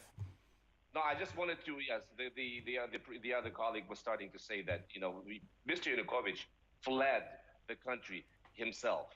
There was a formula that was being worked out. He decided to flee for the exit precisely because he knew that his regime, his government, had become completely illegitimate. It was the most corrupt government in the history of Ukraine, and it was a government in the pocket of Vladimir Putin. Folks, I'm just warning you. We do not want any sort of semblance of this dependency in France. You have to be very, very careful not to elect someone who would feel beholden to Vladimir Putin. All right, we heard earlier the incumbent French president, Emmanuel Macron, warning the voters that Marine Le Pen has a hidden project, which is to leave the European Union. She addressed that very point in her Wednesday press conference. Frexit isn't our plan. But when the UK left the European Union, the French ruling class spoke of nationalistic and insular withdrawal and predicted catastrophe for the British. And that is not the case. But I repeat, that is not our plan. We want to reform the European Union from the inside. But the more we free ourselves from the rigidity of Brussels while staying in the EU, the more we can turn to the vast world. That's what the British have understood. All right, so an endorsement for Brexit and effectively saying Frexit's not the plan of our party. It has never been. But not for now, she said. No, it has never been. She's certainly opening the door for it there when you hear her words. I've been a member of European Parliament during 30 years. On behalf of my party, I delivered maybe 2,000 speeches. Our plan has never been to leave. Our plan is to reform European Union, to stick on what should have been kept as the basis of European Union, that is cooperation between European nations not unfair competition with products manufactured in conditions of slavery by people in the third world or things like that. Keeping our legal system, our values, deciding on how many extra European aliens we will admit or not in our country. This is nothing against true European cooperation. Angente? This is only against globalism. The first point is that you cannot decide on your own to reform Europe with 26 members who are against what you have decided. That's my first point. My second point is that all what she says in her project is in absolute contradiction with the norms, the values, the principle of what has been built for Europe. Which norms? Which values? Which norms? When you talk about just having the French law above the European law, which is what is in her project, it means that you step out of the European Treaty. It means that you step out of the European Treaty. When you decide that French law should be above the European law, you step out of the European Treaty. I'm so sorry to say so. When she decides that the jus soli, the rule to become a French citizen, should be abolished, this is against European treaties. When she says that the right of asylum should be abandoned, this is against European treaty. So all what she says is in total contradiction with the European Treaty, which means that she has decided this is her hidden project to step out of the European Treaty. I'm so sorry to say, that's the reality. You said that there couldn't be any, how to say, unilateral, can you say that in English, reform of the, but you just, for example, you just praised the recovery plan after recovery plan that has been decided by the European Bank. 27 members. Yes, is completely against the clear disposal of the Treaty of Maastricht. No more. I remind you. Does it mean that you're against the 40 billion that France has gained for its own recovery plan? Are you against that? No more than 3%. To save our companies? To save employment? Sorry, Are you against that? No more than 3% deficit. And we see that because of the situation, the Maastricht Treaty... But she was the first one to be against this 3% deficit. Sorry? She was the first one to say that prior to this, for the previous presidential election, she said, I want to step out of this 3% maximum of deficit. Yes, and she was right. Yes, she was right. It was proved because finally... So you mean that you're against what has been decided that has saved our companies, has saved our employments? No, but the recovery plan, as you perfectly know, I hope that is more costly for us than it's more costly Spanish for us people, for France. So we could perfectly have done it by ourselves. But anyway, yes, you're right. Marine Le Pen was against the 3%. Number of Maastricht Treaty, and it doesn't exist anymore. So this is a proof that it's possible to change Europe. And that brings us to the broader question. We heard at her press conference take shots at Germany, take shots at the United States and China. She even talked about a Sino-Californian alliance when it comes to the internet. My question is, can France go it alone? That is to say, can France go it alone without... We agree with cooperation with Germany, but we do not... How much does France weigh on the world stage? We do not need to stick on Germany policy. We are an independent nation. We can put, for example, dependence of the fact that Germany completely depends. Do we stick to German policy at the moment regarding energy? Has you seen that Germany has changed its mind about energy? Yes. So you see that we don't stick to German policy. And German is on the contrary, just changing its mind and understands now that yes, the energy situation needs that they change their mind. Also on defense, they have changed. So we don't stick to German policy at all. We think that it's perfectly the right of Germany to change. And that's the leadership of Macron. Because Macron was there, his leadership has helped Germany change its mind. To change its policy, but and thanks to Mr. Macron. Thanks to his leadership. Let me answer you. what you say. Otherwise, the debate will be more and more difficult. We recognize the right of Germany to change its energy policy, which was absolutely disastrous, by the way. Disastrous for us. Because when Germany gave up atomic nuclear energy, it had to have recourse to coal, massively coal, with increasing pollution, for example. All right, let me bring in Peter Zalmayev. And buying, by the way, our electricity. Peter Zalmayev, what's more in Ukraine's interest? That the EU 27, because right now there is horse trading going on over weaning the EU off of Russian oil and gas. The embargo on Russian oil has not happened yet. The end of the dependence on Russian gas is going to take because of Germany, is going to take a long time. Some countries are much more dependent on Russian gas than others.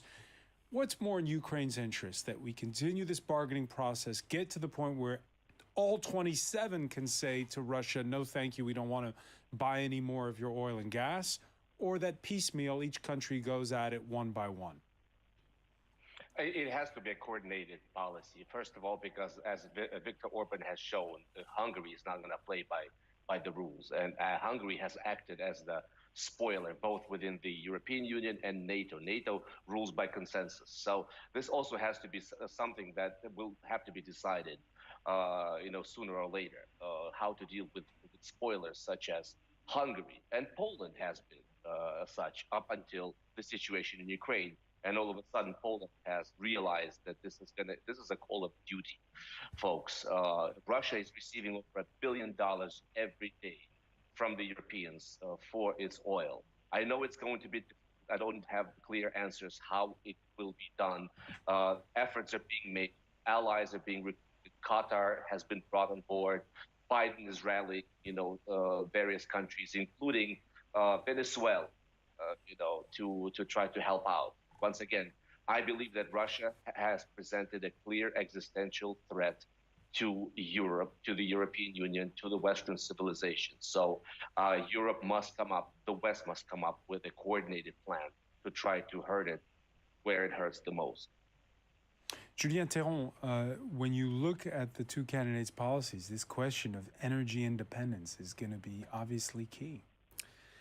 Yes, it's a key for the continent as well as defense matters, and actually for once we actually talk about strategic matters which are usually put off the table for more internal issues. So at least we have. Do you feel as though in this campaign that yes, they're talking more about foreign policy and about defense? Yes, definitely. I don't know if you remember, but like 5 years ago it was just like foreign policies at the end of the debates, at the very end, like few ideas at the very end. But there's a reason for that. It's because there's war in Europe. And we are talking about war because what we are talking about the gas is, should we actually fuel the war machine of Vladimir Putin or not? That's the question. The same for NATO. It's about our defensive alliance, and that's a key. So actually we are addressing these two issues. And yes, the two candidates have quite different projects about that. All right, the result of Sunday's first round, drawing an unusually blunt reaction from Luxembourg's top diplomat. I hope that we will not have Marine Le Pen in the European Union as the French president, as it would not only be a break away from the core values of the EU, it would also totally change its course. The French need to prevent this. This is the most important thing, in my view. Luxembourg's a small country, Angente. It borders the Rust Belt part of northeastern France there, where there are a lot of Marine Le Pen voters. Do statements like that help or hurt Emmanuel Macron? You mean the foreign minister of another state we can clearly calling. We can see here that actually many European countries are just calling on Mr. Macron's leadership. They recognize his leadership clearly. And as I said earlier, his leadership was clearly seen through what he said in 2018 about the European defense. And he was the first one. And again, many countries did not really understood the meaning, the deep meaning of that.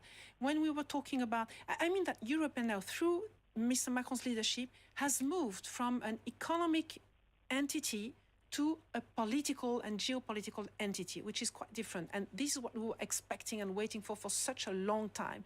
So this is really at stake now. And I think many European leaders have understood how Mr. Macron was an asset to the European Union, to the strength of European Union and the independence and sovereignty of European Union, and hence of France too. But is it more, as Julien Théron was just implying, down to the fact that Vladimir Putin has managed to create European unity and NATO unity? Remember, this is the same Emmanuel Macron that called NATO brain dead back in 2019. That's one of the mistakes he made, yes, certainly, yes. Why is it a mistake? A strong European Union, is it a mistake? No, it's a mistake by Vladimir Putin, is what you're saying. Mistake of Vladimir Putin, according to what was his purpose. So he wanted to divide Europe, so he has made Europe stronger. You think it's a bad thing? But you know, I've been knowing European Union for quite a long time, and the European Union was first, for example, to put in common coal and iron. In France, we have no more. The result, there's no more coal, no more iron. But I want to stay on this. It was please, let me complete. Yes, just because we're running short on time. Yes. But no more coal, no more iron. It was also for cooperation on nuclear energy. There is no more nuclear energy community. The Germans decided to give up nuclear power. So don't talk about the past. Talk about the future. So and we lost half of our industry as the crisis revealed. Half of our industrial potential in 20 years. Is this the result? Do you think that the European people wanted? Is that the EU's fault? So, and about the Luxembourg minister, but it's obvious that all Euro-globalist leaders will advocate the candidacy of Mr. Macron. No problem about that. So France is the biggest military power inside of the European Union. It's the sole nuclear power inside of the European Union. Why leave the integrated command of NATO and lose a seat at the table? Just because in fact NATO is completely under control of the United States of America, and we don't want to be involved, for example, in some. For example, we disagreed with the aggression against Serbia in the Kosovo, because nobody is talking about that. But I think one of the explanations of the attitude of Mr. Putin that you remember is Kosovo. Yeah, it was to stop an ethnic epilation of a dictator. So I hardly understand the comparison with a democratic Ukraine being invaded 3 times. Yeah, so we had an aggression of 72 years, 2 days bombing against Serbia, and they remember it. What about Libya? The situation in Libya is completely chaotic because outside. And it would have been better if France had been outside of NATO? What has been decided that by European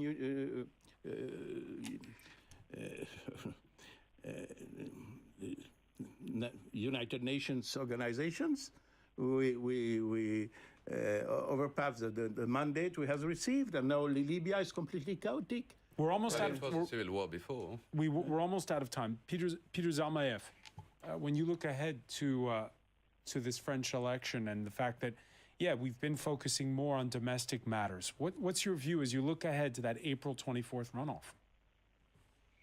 Well, once again, I just want to refer back to the words of Marine Le Pen when she said that we do not want the oil and gas embargo against Russia to hurt our consumers. Once again, this is a short-term fix. Continuing to rely on Russian gas will eventually come back to hurt you at home. Vladimir Putin will not stop at Ukraine. He will continue creating misery with increasingly larger areas. Moldova, the Baltic states. This will increase the outflow of refugees to European countries, increase the burden on welfare states, including France's. So it's very short say that once again. And I think France needs to wake up to the reality of who Vladimir Putin is. We'll leave it there, unfortunately. Much more to talk about, and there's much more coverage on our website, France24.com. Peter Zalmaev in Kyiv, I want to thank you so much. I want to thank as well Anne Gente, Bruno Gollnisch, and Julien Théron for being with us here in the France 24 debate.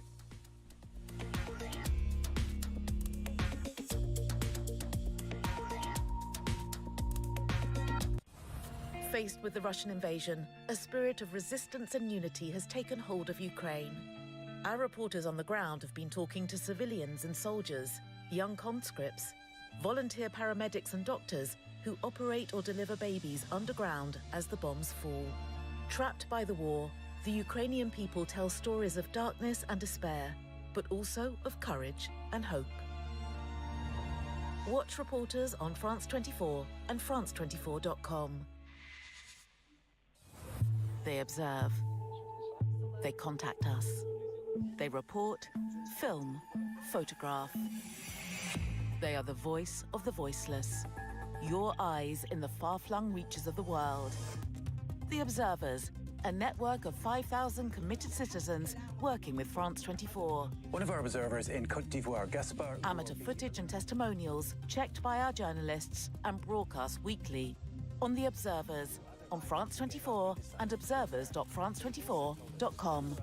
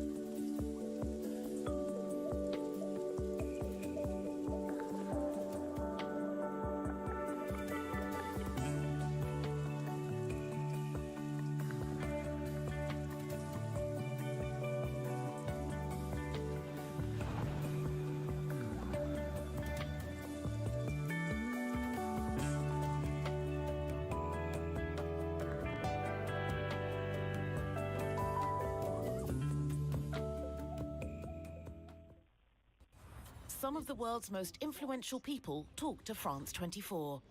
Government cannot do much promotion of human value. Politicians. E acho que sem política não há democracia. Scientists, athletes and artists. Get all the insight. The government is still spying. And the voices that matter on France 24. Liberté, égalité, actualité. Hello, it's 8 p.m. here in the French capital. This is live from Paris. Your headlines tonight.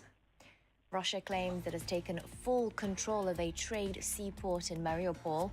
As Moscow's troops focus on the battle in the southeast, they leave behind what the ICC is calling a crime scene in the Kyiv suburb of Bucha. France's far-right presidential hopeful Marine Le Pen outlines her foreign policy, promising to leave NATO and warning against sending more weapons to Ukraine. Her rival, incumbent Emmanuel Macron, attempts to woo the left. We'll be discussing all of this in our daily campaign show, France 22, The Choice, in about 10 minutes' time. And torrential rains and mudslides kill at least 259 people, destroying bridges, roads and homes in South Africa's eastern coast. It's the country's deadliest floods on record.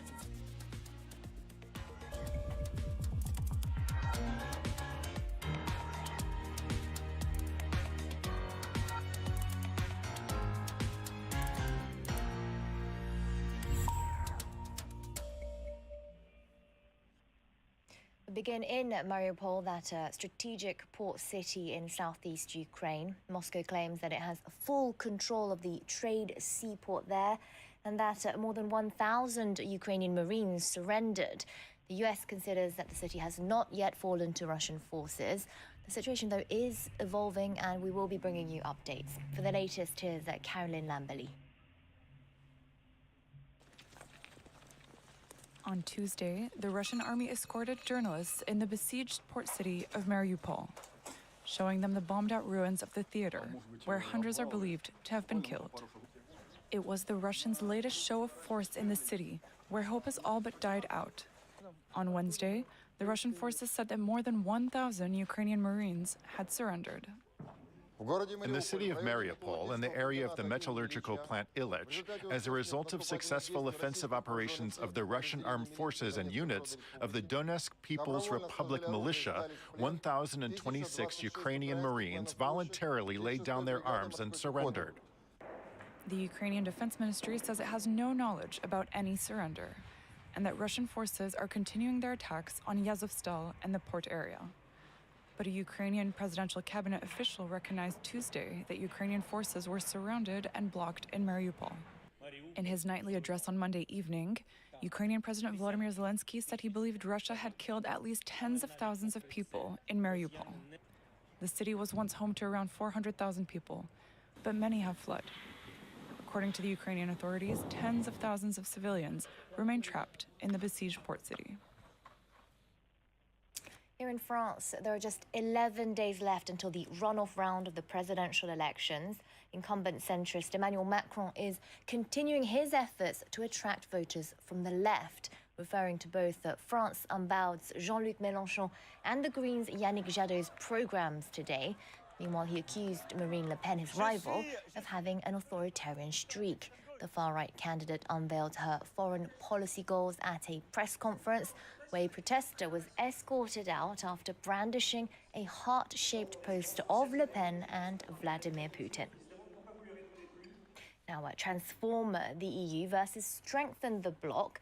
Leave NATO versus make the transatlantic alliance meaningful again. These are just some of the opposing viewpoints between Macron and Le Pen.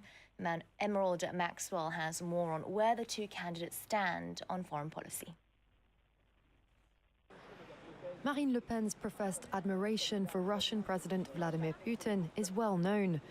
But this press conference was her chance to pitch the rest of her foreign policy. Since Russia invaded Ukraine, the far-right presidential candidate claims to have partly changed her opinion about the Russian leader. But at the Wednesday presser, she said she still backs closer ties between NATO and Moscow. As soon as the Russia-Ukraine war is over and we have a peace treaty, I will propose a strategic rapprochement between NATO and Russia. Le Pen added that she wants to pull out of NATO's joint military command in the name of independence and military sovereignty. She also wants to put an end to all joint military programs with Germany, citing their strategic differences.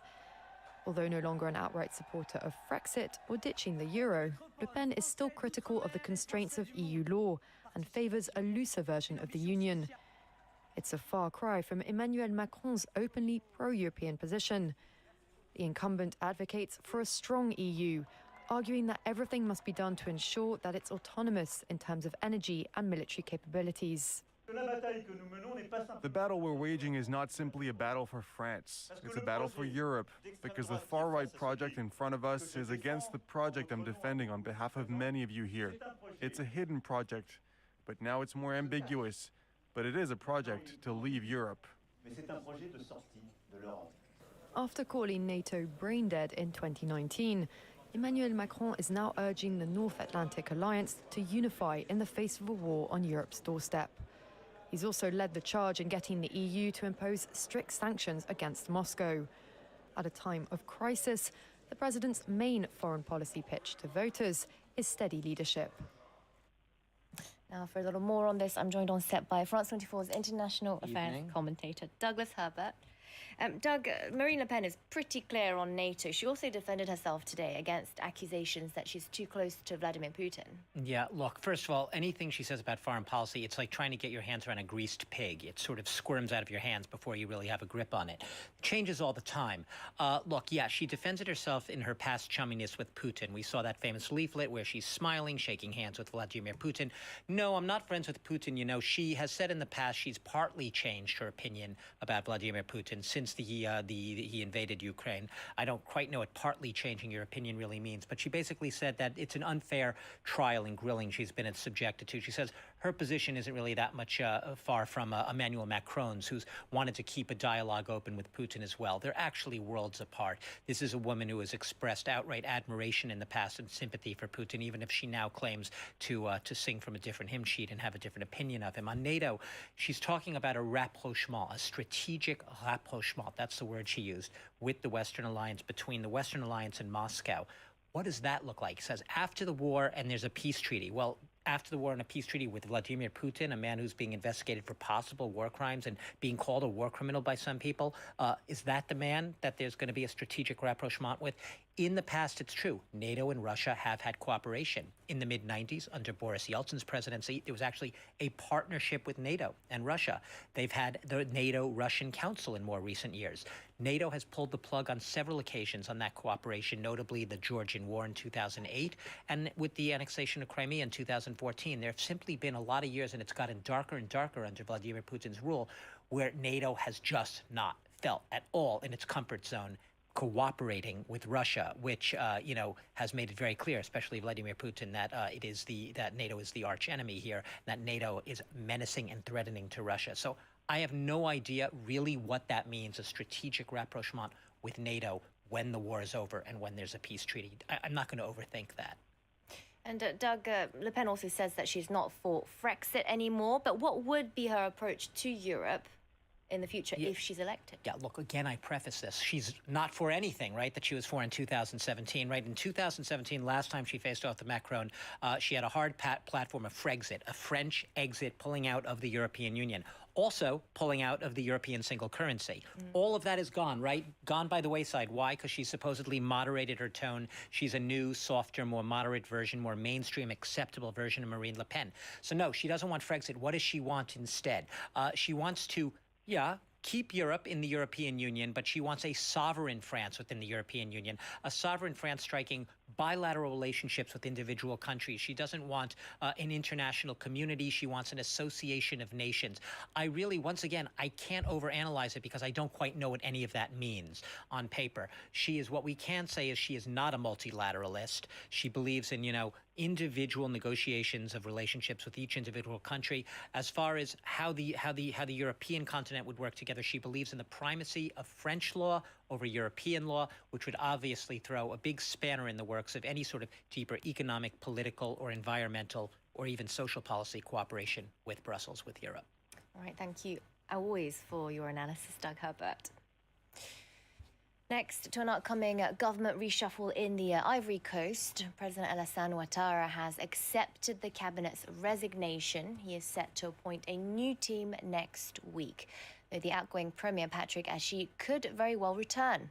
Analysts say that this could be a prime moment for 80-year-old Ouattara to place his preferred people in key roles to try them out and see who could be his political successor.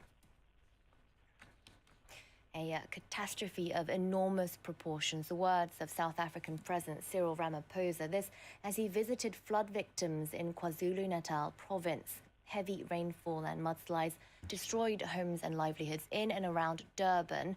The latest death toll stands at 259 people, making this the deadliest storm on record in the country. France 24's Nadine Theron has the latest. In fact, it's one of the worst weather disasters to have ever struck South Africa. As you know, more than 259 people have been reported dead, and the death toll is certainly said to rise in the coming days. Many bodies are still turning up in mortuaries, and many of those deaths have been children. The President Cyril Ramaphosa today visited affected communities, amongst them one family who lost 4 children when the wall of their house collapsed. This is the most rainfall that's ever been recorded by the South African Weather Services in the area. And it's not only the city of Durban. The affected area stretches about 200 kilometers from the north to the south of Durban. Around 6,000 houses have been swept away, with the informal communities and the poorest of the poor really being affected the worst. Many people don't have access to electricity. They don't even have access to water. They don't have mobile network reception either because of the damage to infrastructure. Of course, many businesses are closed and many banks are also closed. The president has promised these communities that the government will help them with water and food and shelter, and a lot of NGOs have also urged the South African public to help and donate.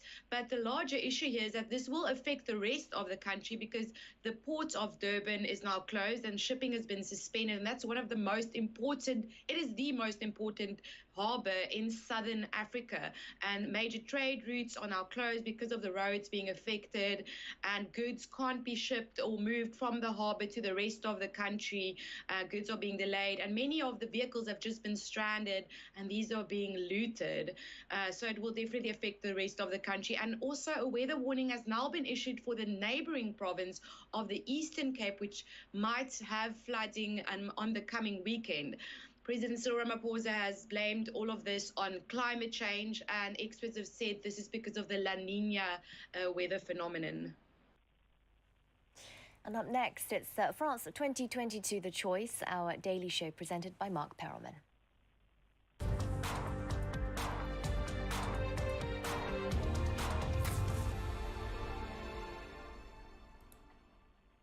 Hello and welcome to France 2022, The Choice, our daily show covering the presidential race. Just 11 days to go before round two. Marine Le Pen eager to show her foreign policy credentials, while Emmanuel Macron warns about the dangers of the far right. The fight for the Élysée Palace is in full swing, and keeping a close eye on the race is Jolie Setba. The battle for the runoff focuses on international strategy. Marine Le Pen had been criticized for being too close to Vladimir Putin. Instead of flipping her position, she says NATO should come closer to Moscow after the war. Je me prononcerai en faveur de la mise en œuvre d'un rapprochement stratégique entre l'OTAN et la Russie, comme cela avait été naguère envisagé. C'est l'intérêt de la France et de l'Europe. Europe, or rather the EU, has become the focus of the battle. Le Pen denying she plans to leave the bloc. Nous sommes tous des défenseurs de l'Europe. Et moi, je considère que transformer l'Union européenne en Alliance européenne des nations, c'est sauver l'Europe. Visiting Strasbourg, Emmanuel Macron accused the far-right candidate of preparing a Frexit anyway. Ne laissez pas s'installer, ni en France ni ailleurs, des projets qui, sans le dire ou en le disant, proposent de sortir de l'Europe, la foule aux pieds, la fragilisent. The fight is bitter. To get people who have not voted for him in the first round to do so now, Macron says his rival is a dangerous extremist. Malgré tous les efforts, le vrai visage de l'extrême droite revient. C'est un visage qui ne respecte pas les libertés, le cadre constitutionnel, l'indépendance de la presse et des libertés fondamentales, des droits durement et chèrement acquis qui sont au cœur de nos valeurs, comme l'abolition de la peine de mort. What does Le Pen want to do on the death penalty? In the past, she has said the French could bring it back by referendum. Nous sommes opposés à la peine de mort et favorables à l'instauration de la perpétuité réelle. En revanche, ce que nous défendons, c'est l'instauration dans la Constitution du référendum d'initiative citoyenne, c'est-à-dire qu'à partir du moment où les Français, le peuple français, veut se saisir d'un sujet qui peut être un sujet de société, eh bien, il se réunit, 500 000 signatures, et cela déclenche un référendum. Le Pen and her supporters say that portraying them as extremists is an old trick, and Macron is the real threat. Le danger Emmanuel Macron, lui, il est bien réel. Ça fait 5 ans qu'il le vit. La disparition des libertés, une France fracturée comme jamais, un mépris et un dédain à l'égard des Français. On the other side of the political spectrum, Jean-Luc Mélenchon, who came third, has kick-started a consultation of his supporters. They can vote for Macron, blank, or not at all. Le Pen is not an option. Mélenchon's allies are trying to force the president to back off from some of his pledges in exchange for their support. Franchement, des gens qui se sont battus pour que la retraite soit à 60 ans à taux plein, vous entendez bien que c'est pas parce qu'on va dire 64 plutôt que 65 que ça va les convaincre. Si Emmanuel Macron veut faire un geste dans cette direction, qu'il abandonne tout simplement sa réforme des retraites. That is all from the campaign trail. Meet again tomorrow, same time. Well, let's take a look now at the latest polls. Yes, the polls for round two. Obviously, a poll by IFOP Fiducial. It shows that Emmanuel Macron would garner 53% of the vote versus Marine Le Pen 47%. Macron is inching up in this poll as well as other poll published today. Just a reminder, in 2017, he garnered 2/3 of the vote against the same Marine Le Pen. Well, Mark, as we saw in the recap earlier, Marine Le Pen presented her foreign policy priorities today. Yes, she covered a number of topics, of issues, Europe, Germany, but given the kind words she had used in the past for Vladimir Putin, all eyes were on what she would say or not say about Russia. Our Clovis Kazali attended her press conference. For Marine Le Pen, this press conference was all about outlining her vision of world affairs. This election is followed closely abroad, with many countries wondering what relations would be like with France if the far right got into power. Of course, the candidate of the National Rally was urged to clarify her position regarding Russia. She tried to distance herself as much as possible from Vladimir Putin, saying she met the Russian president only once back in 2017.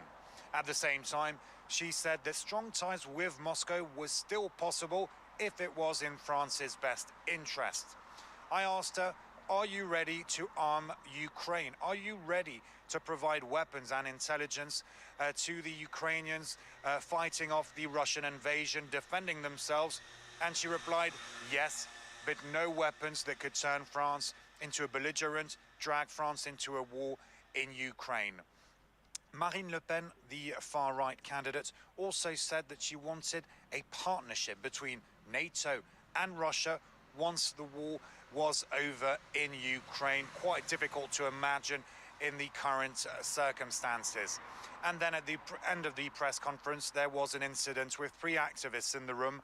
A young lady holding a banner with a heart and a picture of Vladimir Putin and Marine Le Pen in that heart. She was swiftly dragged away by security.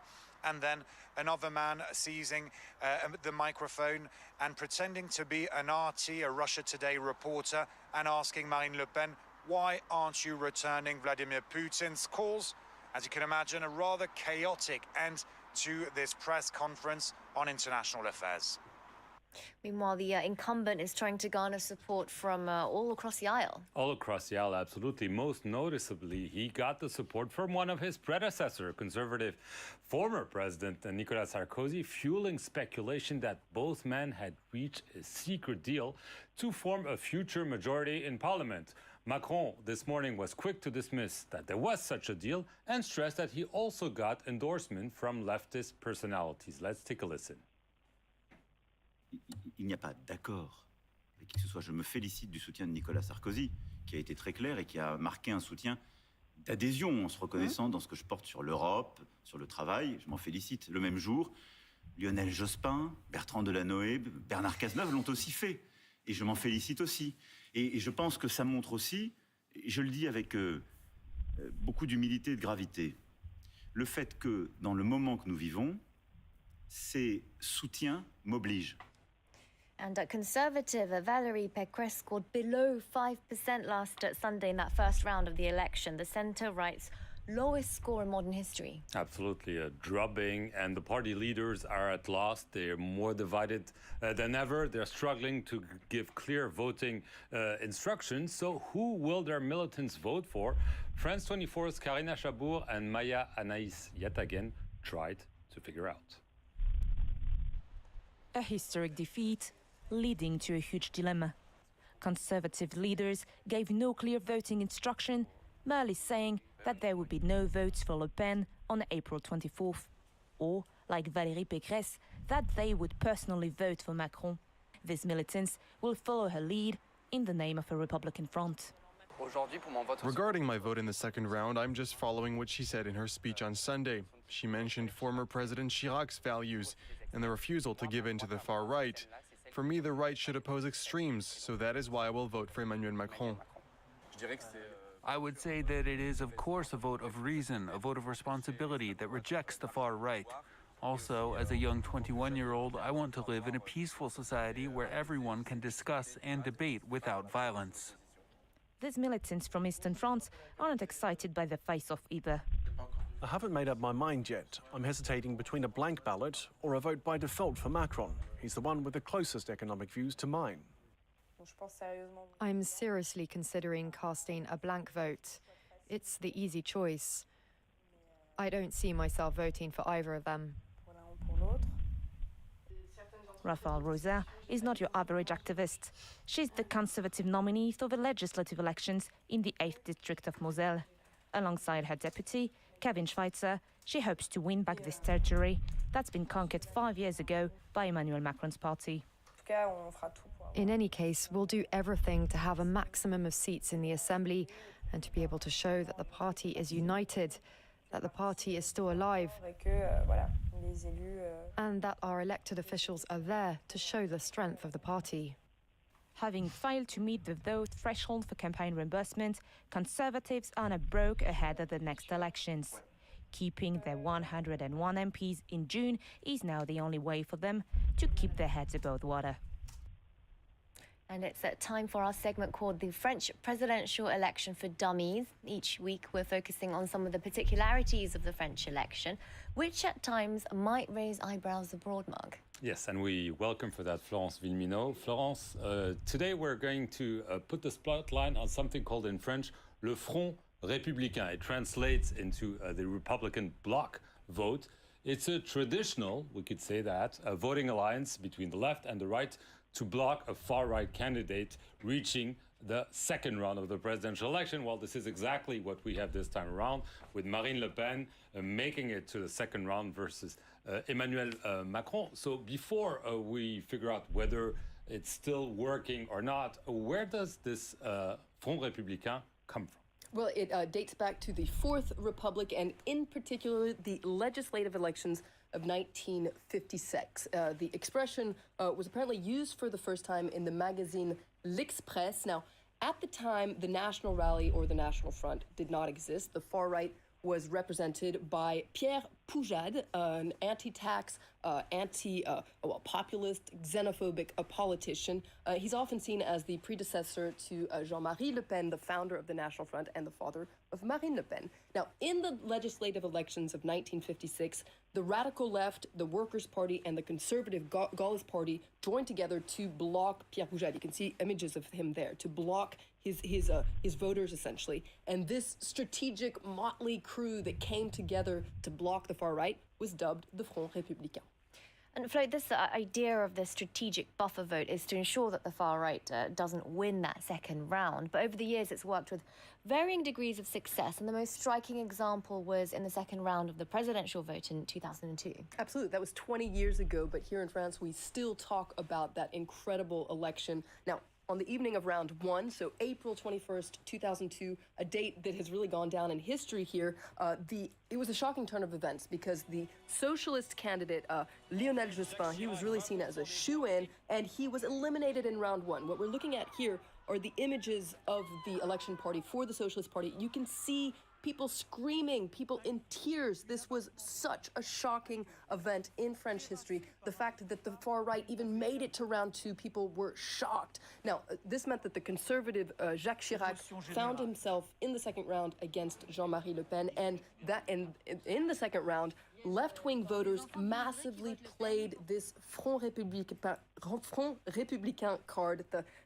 this blockade. They massively backed Jacques Chirac and he won the election with 82% of the vote. That's an incredible score. What you can see here are images of a massive demonstration that took place across the country. This was on May 1st, so a couple days before the second round. 1.5 million people across the country, 500,000 people in Paris, essentially a human wave to say no to Jean-Marie Le Pen. It's really interesting to go back and look at the footage from the time and to listen to these left-wing voters who were crossing the party line for the first time. Let's listen to some communist voters and their decision to vote for Jacques Chirac. Je pense même que je vais sortir avec un certain sentiment de fierté du bureau de vote d'avoir voté Chirac. Et pourtant, en tant que communiste, ça paraît pas évident. Il n'y a pas de question à se poser. Pour moi, le pire, ça serait vraiment que Le Pen il passe. Et s'il passait, moi, c'est clair et net aussi. Je me suis dit, je ne fais pas d'enfant, je ne veux pas qu'il vive ça. Florence, in the 2017 presidential election, Jean-Marie Le Pen's daughter, Marine Le Pen, was the second Le Pen to qualify for a second round.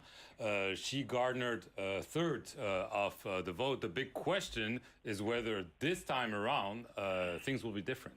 Well, we were just looking at the polls a little while ago. It doesn't seem like the Front Républicain is going to work this time. It seems like it's going to be a very tight race between Emmanuel Macron and Marine Le Pen.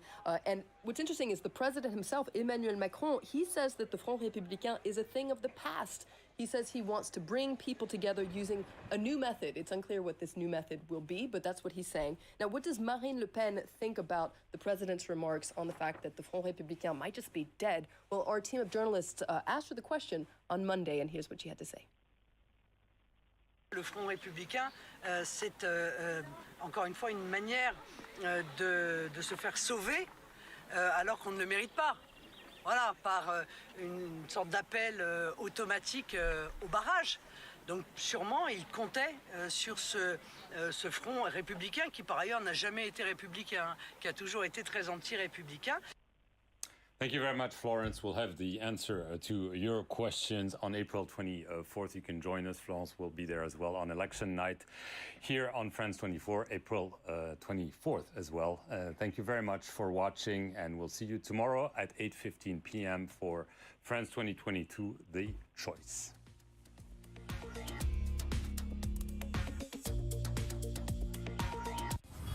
For nearly half a century, Cyprus has been cut in two. In the north, the Turkish Cypriot government, and in the south, the Republic of Cyprus, Greek-speaking and Christian. Varosha, a former seaside resort and a symbol of the island's division, became a ghost town when it was abandoned by its inhabitants following the Turkish invasion in 1974.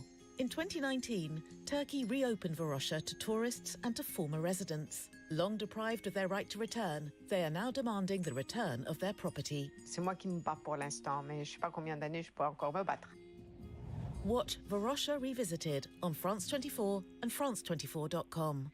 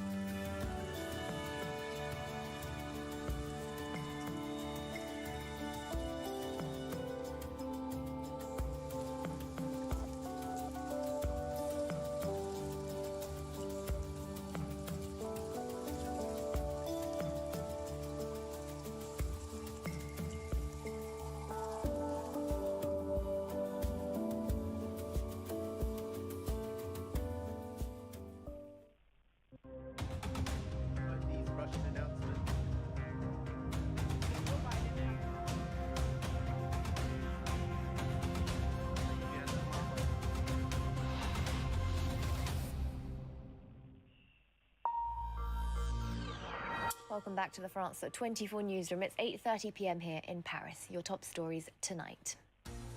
Russia claims it has taken full control of a trade seaport in Mariupol. As Moscow's troops focus on the battle in the southeast, they leave behind what the ICC is calling a crime scene in the Kyiv suburb of Bucha. France's far-right presidential hopeful Marine Le Pen outlines her foreign policy, promising to leave NATO and warning against sending more weapons to Ukraine. Her rival, incumbent Emmanuel Macron, attempts to woo the left. And torrential rains and mudslides kill at least 259 people, destroying bridges, roads and homes in South Africa's eastern coast, at the country's deadliest floods on record.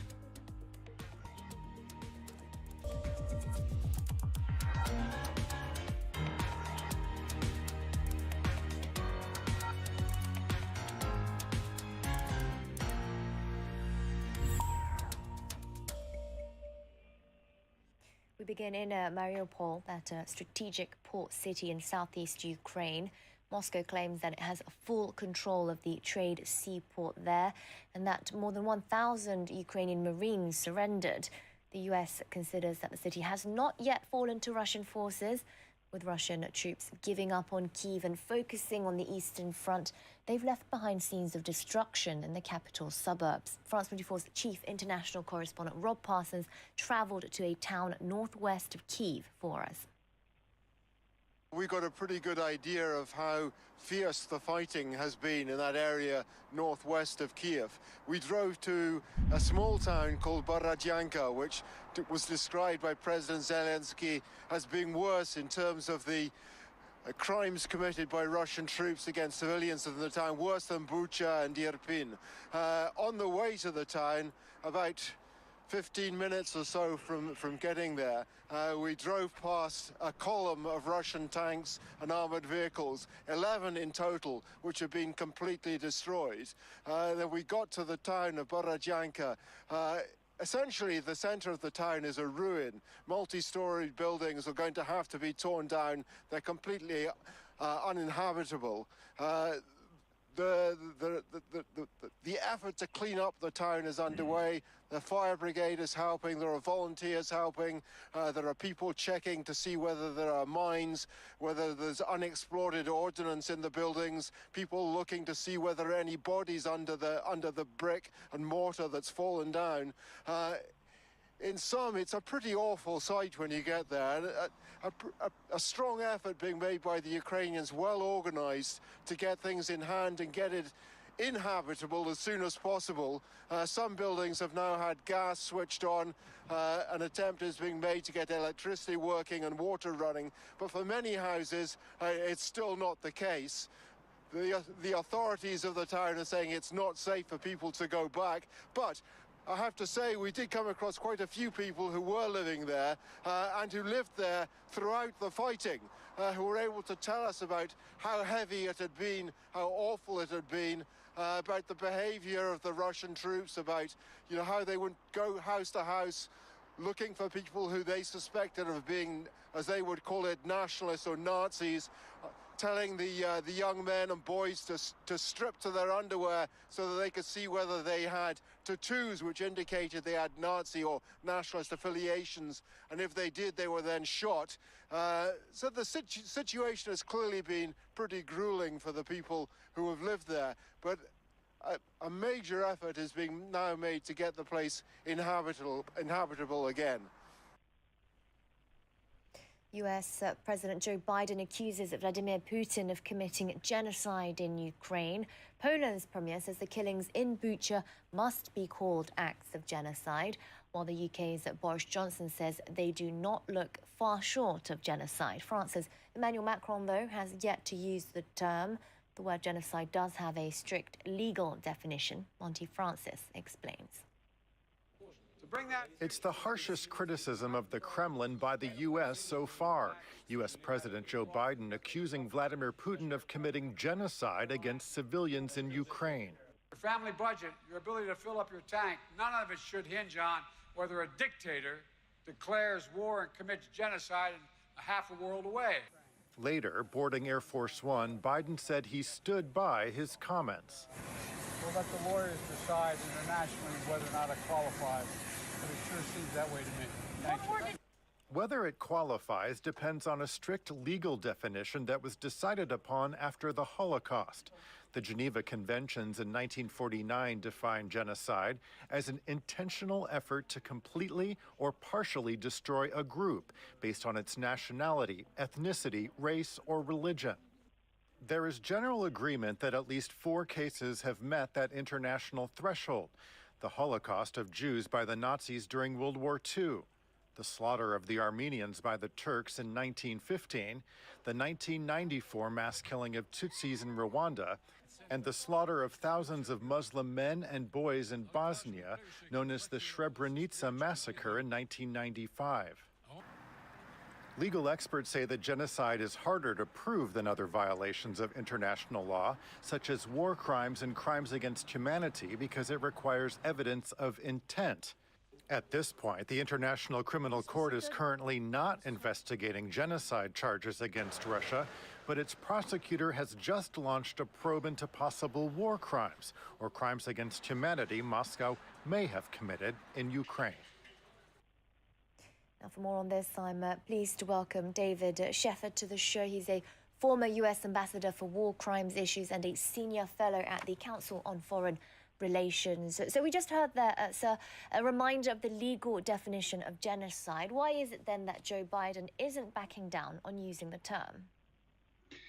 Because frankly, as a political leader under these circumstances, after 6 weeks of observing this aggression against Ukraine and the manner in which it has been carried out and the evidence which is already being produced and publicized, I think it's a fair statement for him staying in his lane as President of the United States to call a spade a spade. You know, the Genocide Convention has a very clear standard, which is that the nations of the convention, and the United States is one of them, has an obligation to prevent genocide. It's very difficult to prevent genocide if you don't have the political will at some point during an atrocity crime situation such as Ukraine to step forward and say, now we need to recognize this as genocide, at least in its obvious characteristics, and then do what we can to prevent further genocide. That is the purpose of the convention. You cannot wait years for a court to determine whether or not it's a genocide in order to comply with the convention. So I think he's making a fair statement as a politician. We all recognize, and I'm an international lawyer, that, you know, trials years from now will look into whether or not there was very specific intent to destroy all or part of a national, racial, ethnic, or religious group. And in this case, it's a national group, the Ukrainians. And the evidence so far, you know, the red lines of genocide are being approached by the Russian military very, very closely. So I think it's fair game for a politician and a political leader, and frankly, a major NATO leader, to make this statement because it is part of the prevention strategy of the Genocide Convention. I mean, you say it's important to call a spade, but what is the risk of using that word before a court has confirmed it? The French president's being very cautious, for example. Right, and that would completely contradict the intent of the Genocide Convention. What is one to wait 8 to 10 years before a court determines that it was genocide, before you can use the term? That would negate the whole purpose of the Genocide Convention. I think we all have enough common sense to understand that, frankly, remember, we went through this just weeks ago. Was it war crimes? Then we went through a stage of, is it crimes against humanity? Now we're at the stage of genocide. These are fair points to make. These are fair accusations to make in the middle of an enormous assault on the civilian population of Ukraine. Frankly, it would be just as useful for everyone just to say, look, there are atrocity crimes being committed. We don't know yet whether it's precisely a war crime, whether it's precisely a crime against humanity, whether it's precisely genocide with its specific intent requirement, but it's certainly atrocity crimes, and we must act to prevent them. And you can't wait years to prevent these crimes. They have to be prevented immediately, on the ground, today. Well, President Vladimir Putin is unlikely to face the ICC at all, quite frankly. What kind of accountability can we hope for then? Oh, I think an indictment against Putin is very, very likely. This will isolate him. He'll be a pariah. There's no way he can travel outside of Russia after he's indicted, or perhaps to Belarus. Perhaps he can take a trip to Belarus. Perhaps President Xi in the People's Republic of China will actually grace him with a trip. But other than that, he's a pariah. He loses his legitimacy, ultimately, among the Russian people, who will continue to suffer under sanctions. And, you know, this has happened to other leaders. They don't have nuclear weapons in the past. He has that. So he has that little trump card in his back pocket. But the point is, he will be isolated. And ultimately, there is a possibility, and this is where the courts do matter, that 10, 20, 25 years from now, he will be surrendered to The Hague and he will face trial. It may take that long, but the message is clear that he cannot escape accountability. He cannot escape an accusation of responsibility for these crimes. He cannot be immune from that. Well, entire families, we've seen in reports, were executed in Bucha, and the ICC prosecutors saying today that it was a crime scene, and there's, as you've mentioned, been also evidence of war crimes elsewhere. Does it really matter if we use these labels or not? What's the priority for you right now? Well, the priority for me is just call them all atrocity crimes and get on with it. Get on with investigating them, get on with preventing them, get on with ending them. That's the priority for policymakers right now, is stop these atrocity crimes. You know, the ICC prosecutor and his investigators on the ground in Bucha, yes, their job is to be very precise, to look at all of the facts and make a determination. Is the indictment, and against whom? Is it going to say war crimes, or is it going to say crimes against humanity, or is it going to say genocide? That's a long process. That's criminal law. That's just basic international criminal law. But in terms of policymakers, in terms of trying to help the people of Ukraine, I think it's far more useful at the end of the day for those who don't want to, you know, jump to any view about genocide, just use the term atrocity crimes and get on with the business of stopping them. All right, thank you so much for your time and analysis, David Scheffer from the Council on Foreign Relations. Here in France, there are just 11 days left until the runoff round of the presidential elections. Incumbent centrist Emmanuel Macron is continuing his efforts to attract voters from the left, referring to both France Unbowed's Jean-Luc Mélenchon and the Greens' Yannick Jadot's programmes today. Meanwhile, he accused Marine Le Pen of having an authoritarian streak. The far-right candidate unveiled her foreign policy goals at a press conference where a protester was escorted out after brandishing a heart-shaped poster of Le Pen and Vladimir Putin. Transform the EU versus strengthen the bloc. Leave NATO versus making the transatlantic alliance meaningful again. These are just some of the opposing viewpoints between Macron and Le Pen. Emerald Maxwell has more on where the two candidates stand on foreign policy. Marine Le Pen's professed admiration for Russian President Vladimir Putin is well known. But this press conference was her chance to pitch the rest of her foreign policy. Since Russia invaded Ukraine, the far-right presidential candidate claims to have partly changed her opinion about the Russian leader. But at the Wednesday presser, she said she still backs closer ties between NATO and Moscow. As soon as the Russia-Ukraine war is over and we have a peace treaty, I will propose a strategic rapprochement between NATO and Russia. Le Pen added that she wants to pull out of NATO's Joint Military Command in the name of independence and military sovereignty. She also wants to put an end to all joint military programs with Germany, citing their strategic differences. Although no longer an outright supporter of Frexit or ditching the euro, Le Pen is still critical of the constraints of EU law and favours a looser version of the Union. It's a far cry from Emmanuel Macron's openly pro-European position. The incumbent advocates for a strong EU, arguing that everything must be done to ensure that it's autonomous in terms of energy and military capabilities. The battle we're waging is not simply a battle for France. It's a battle for Europe, because the far-right project in front of us is against the project I'm defending on behalf of many of you here. It's a hidden project, but now it's more ambiguous. But it is a project to leave Europe. After calling NATO brain dead in 2019, Emmanuel Macron is now urging the North Atlantic Alliance to unify in the face of a war on Europe's doorstep. He's also led the charge in getting the EU to impose strict sanctions against Moscow. At a time of crisis, the president's main foreign policy pitch to voters is steady leadership. A catastrophe of enormous proportions, the words of South African President Cyril Ramaphosa, this as he visited flood victims in KwaZulu-Natal province. Heavy rainfall and mudslides destroyed homes and livelihoods in and around Durban. The latest death toll stands at 259, making this the deadliest storm on record in the country. Carolyn Lamberley has more. South African President Cyril Ramaphosa was in the coastal city of Durban today, promising the government would spare no effort in dealing with the disaster. Search and rescue operations continued on Wednesday. More than 200 people have died, and many are still missing. What is very difficult is that we have lost the lives of many people, and their houses have been washed out. The roads have also been washed out, as well as the bridges.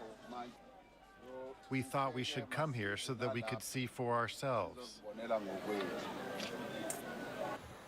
All across the KwaZulu-Natal province, floods wreaked havoc and devastation on Tuesday. Entire roads and highways were destroyed, and thousands of homes were damaged. Several power stations were affected, cutting off electricity in parts of the region.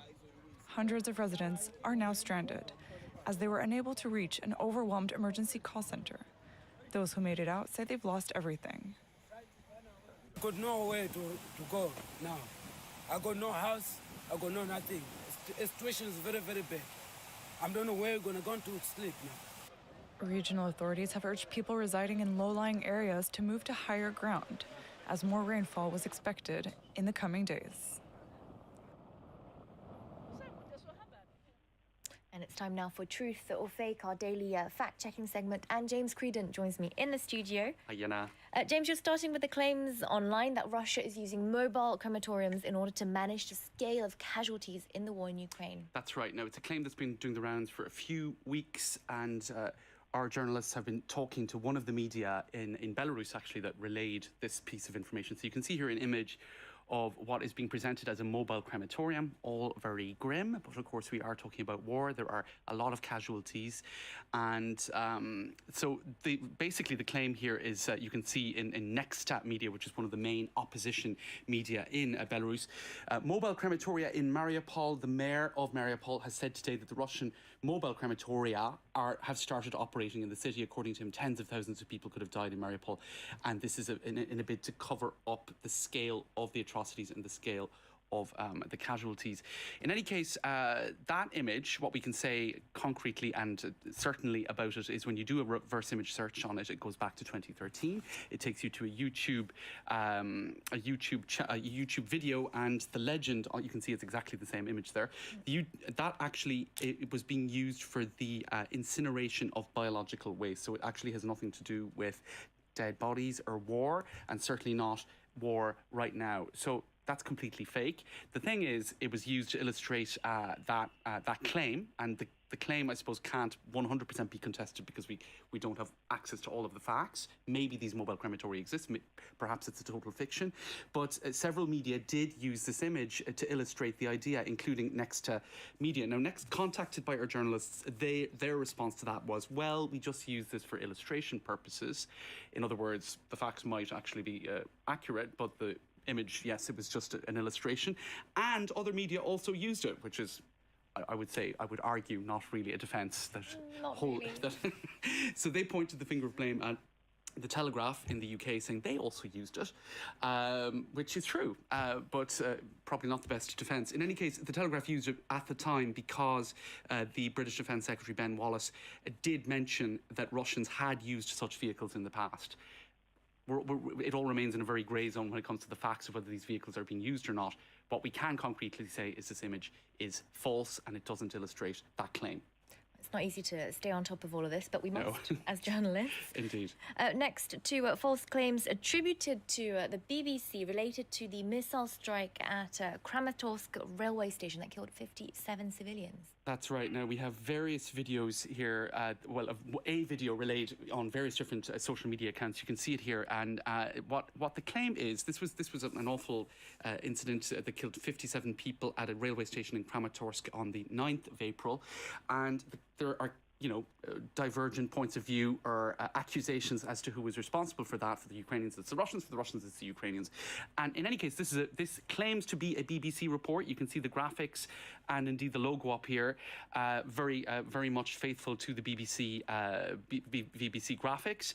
And what it is essentially saying, and you can see it relayed in various other media here. This is a Russian journalist who is tweeting this today, and he says that the BBC story about this Ukrainian missile responsible for the attack, so they're saying it's a Ukrainian missile, killing dozens of civilians. So you can see there that the BBC story, or the supposed BBC story, is what has been used to authenticate or to verify the claim that it was the Ukrainians behind the attack. In any case, it's pretty easy to dismantle this one. The BBC themselves said that's not a report. We had nothing to do with this. We are aware of a fake video with BBC News branding suggesting that Ukraine was responsible for last week's missile attack, when the Ukrainians themselves have said actually it was Russia.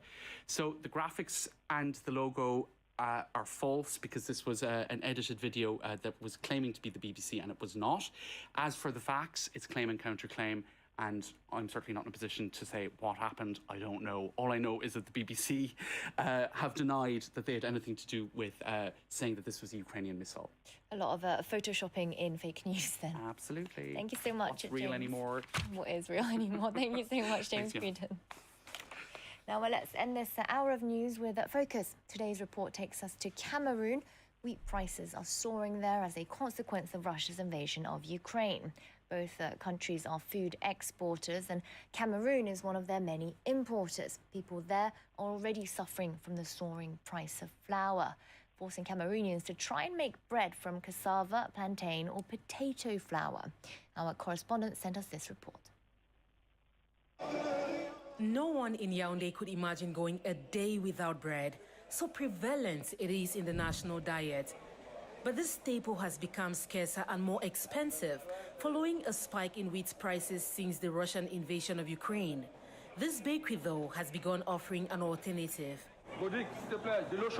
Hervé Nyama and his team took a risk when they started baking bread from sweet potato and cassava flour. The tubers are normally used unprocessed in traditional Cameroonian dishes. La farine de patate et de manioc se manipule facilement comme la farine de blé. On peut le manger sans avoir de problème. Par contre, nous avons une qualité des personnes ici dehors qui ne peuvent pas manger le blé. Pourquoi on dit? Parce que le blé a un produit, une substance qu'on appelle le gluten. Hervé and his managers hadn't given a thought to this locally produced crop until the war in Ukraine caused the price of wheat flour to shoot up from just under 30 euros to around 40 euros per 50 kilograms. This prompted them to add the new loaves of cassava bread to their shelves. Nous sommes en phase d'expérimentation, c'est-à-dire que pour voir comment est-ce que ça va se comporter. Mais le retour que nous avons jusqu'ici, je peux dire, il est très positif. La crise ukrainienne est un élément qui nous a boosté. Ayant vu donc la flambée de la farine du blé, ça nous a boosté à accélérer la production et l'utilisation de la farine typiquement locale. A loaf of cassava bread costs €1, much more than traditional wheat bread. But every day, their customers return. Many have developed a taste for local ingredients. Des pains à base de farine bio, je trouve que c'est intéressant, c'est bien parce qu'enfin on va consommer du local. Nous devons commencer à consommer des produits de chez nous. Could cassava replace the popular wheat flour? That's what many producers are hoping. In vast plantations like this one, located about 100 kilometers from the capital, cassava can be easily cultivated. It grows even in poor soil and is quite resistant to heat. Although the tuber's vulnerability to certain diseases, such as cassava mosaic and brown streak, can lead to substantial crop losses, on 22,000 hectares of farmland, Cameroon produces about 5 million tons of cassava every year. Rose Alima has been growing cassava on this 140-hectare plantation since 2014. Despite the lack of sophisticated agricultural machinery, the harvests have been plentiful. Alima sees the surge in wheat prices as a boon for thousands of farmers like her.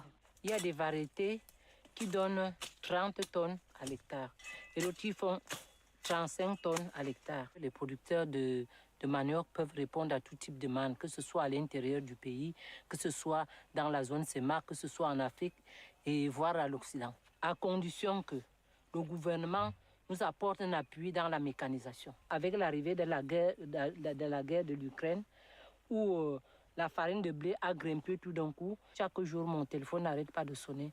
Madame, est-ce que vous pouvez me livrer 10 tonnes de farine de manioc? Est-ce que vous pouvez me livrer 20 tonnes de farine de manioc? Nous pouvons faire booster l'économie du Cameroun en cultivant le manioc. Cassava cultivation was already booming in many African countries before the Ukrainian crisis. According to the FAO, there are still risks of soil depletion associated with its monoculture. But this hasn't dampened the enthusiasm of local producers who now intend to produce cassava flour in larger quantities. In this cooperative, the pace of processing tens of tons of cassava has accelerated. This flour is still handmade. Cassava producers are calling for mechanization to scale up production. This processor wishes to expand and is hoping that cassava flour will eventually replace wheat in Cameroon. Par mois, quand on transforme, on peut avoir 5 tonnes, 3 tonnes. Si on a suffisamment de machines, le Cameroun n'aura pas un problème de farine de manioc. Ça va remplacer le blé facilement parce que beaucoup de gens vont comprendre et tout le monde va s'aligner à la farine du manioc. The major challenge facing this artisanal cooperative in the suburbs of Yaoundé is to broaden cassava flour's popularity. Anastasie Obama has been producing cassava flour for 2 years now.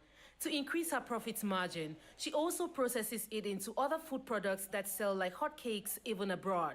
Avec la farine de manioc, on fait le pain, on fait les gâteaux, on fait les beignets, on fait les biscuits, on fait même les liqueurs. Moi, mon manioc se mange dans le monde entier. Là, le manioc, la farine que vous voyez là, les moelleux que vous voyez là, ça part même aux États-Unis. African countries are hoping to conquer both local and Western markets. Some of them already count large multinational food companies among their clients. Live from Paris continues after the break.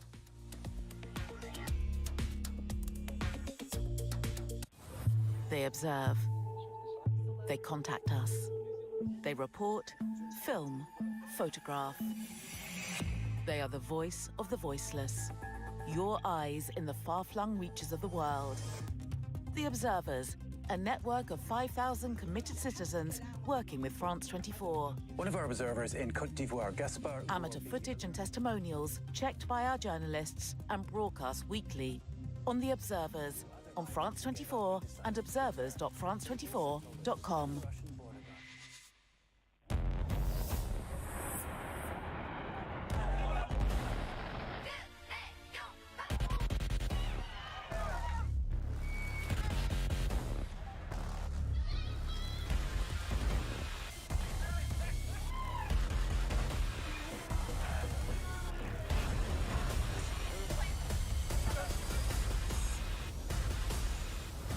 Liberté, égalité, actualité.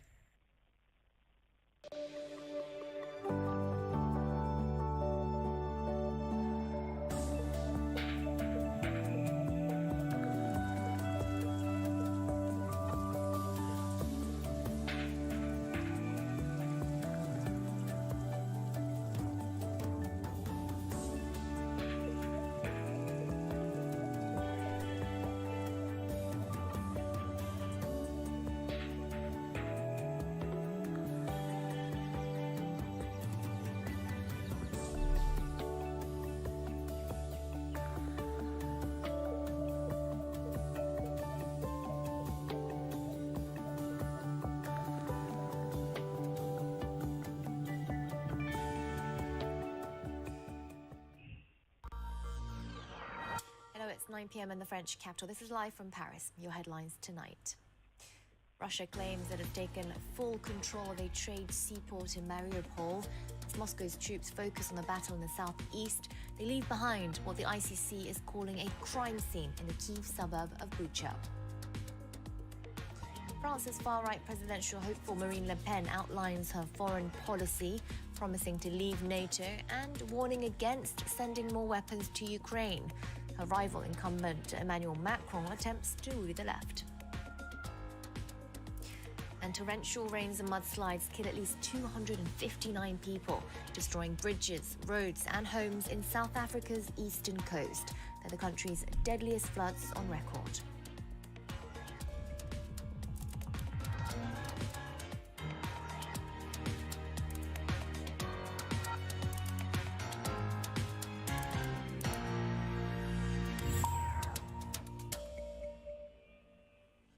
We begin in Mariupol, that strategic port city in southeast Ukraine. Moscow claims that it has full control of the trade seaport there and that more than 1,000 Marines surrendered. The US considers that the city has not yet fallen to Russian forces. The situation, though, is evolving, and we will be bringing you updates. For the latest, here's Carolyn Lamberley.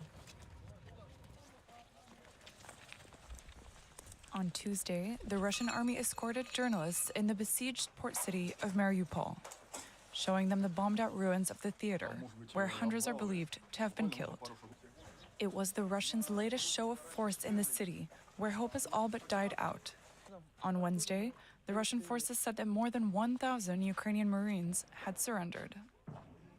In the city of Mariupol, in the area of the metallurgical plant Ilich, as a result of successful offensive operations of the Russian armed forces and units of the Donetsk People's Republic militia, 1,026 Ukrainian Marines voluntarily laid down their arms and surrendered.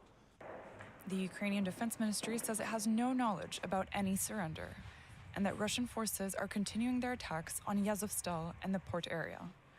But a Ukrainian presidential cabinet official recognized Tuesday that Ukrainian forces were surrounded and blocked in Mariupol. In his nightly address on Monday evening, Ukrainian President Volodymyr Zelensky said he believed Russia had killed at least tens of thousands of people in Mariupol. The city was once home to around 400,000 people, but many have fled. According to the Ukrainian authorities, tens of thousands of civilians remain trapped in the besieged port city. Now, let's bring in Sean McFate to the show. He's a senior fellow at the Atlantic Council and the author of several books, including The New Rules of War. Thank you so much for joining us. Russian troops are closing in on the last pockets of resistance in Mariupol, and Ukrainians are running out of ammunition. Is there any chance at all that the Ukrainian soldiers will be able to hold on to this key city? It's possible that they can do that using insurgent terrorist tactics, but they're going to have to be very clever and use the urban terrain. Urban warfare is very troop intensive and it favors the defender, so that they can hold off, but they're going to have to use booby traps and clever concealment and so forth. But it's going to be difficult for them. Well, you just touched upon it there. What have some of the difficulties been for Ukrainians to defend Mariupol, and also the difficulties for the Russians to take it? Well, the difficulty for the Russians to take it is that, again, urban, combat operations, or think of Stalingrad, right, from 1943. It really favors the defender. So it takes a lot of troops, and it really sucks the morale out of troops. Also, the problem of fratricide, or you're walking through buildings and buildings collapse because they've been shelled so often. That's for the Russians. For the Ukrainians, you have that, but they're just outnumbered. They're outgunned. They're outmanned. They don't have as much equipment. But if they have the morale, they can hang on. But they're also facing, famine, heat issues. So this is like one of the most gruesome types of modern battlefield environments. Indeed, as we speak, they are fighting in industrial districts. Now, Donetsk and Luhansk are also key focuses for the Kremlin. There they have pro-Russian enclaves already and also experienced military on both sides. How do you think the battles there will play out? Well, Russia is doing a strategic adaptation. Their sort of blitzkrieg failed, and there's no better sign of this than that sort of 40-kilometer column of tanks stuck on the road to Kyiv. And so they're changing their strategy. They're going to areas that they feel that they can control, like in the east, where they have a somewhat friendly population. Putin has assigned a new general, Alexander Dvornikov, who is renowned for his cruelty. And we're going to see the Russians, I believe, get really nasty, as they have done in Grozny in 1999, as they did in Aleppo, as you've seen in Bucha. They are going to deliberately, I believe, target civilians, make life as horrible as possible so that the Ukrainians cave in to their demands. Putin obviously no longer cares about international law or war crimes, if he ever did. And they're going to use things like the Wagner Group. The Russian mercenaries are still on the ground, acting as a fifth column, probably in plain clothes, with a kill or a capture list. So I think we're entering into a bloodier and amoral and even more immoral phase of this conflict. Well, there have been, of course, reports of rape, summary killings, and other abuses on the Russian side. Would you describe this as a part of Russian military strategy, or are these just examples of exceptional abuses? I think it is part of Russian policy.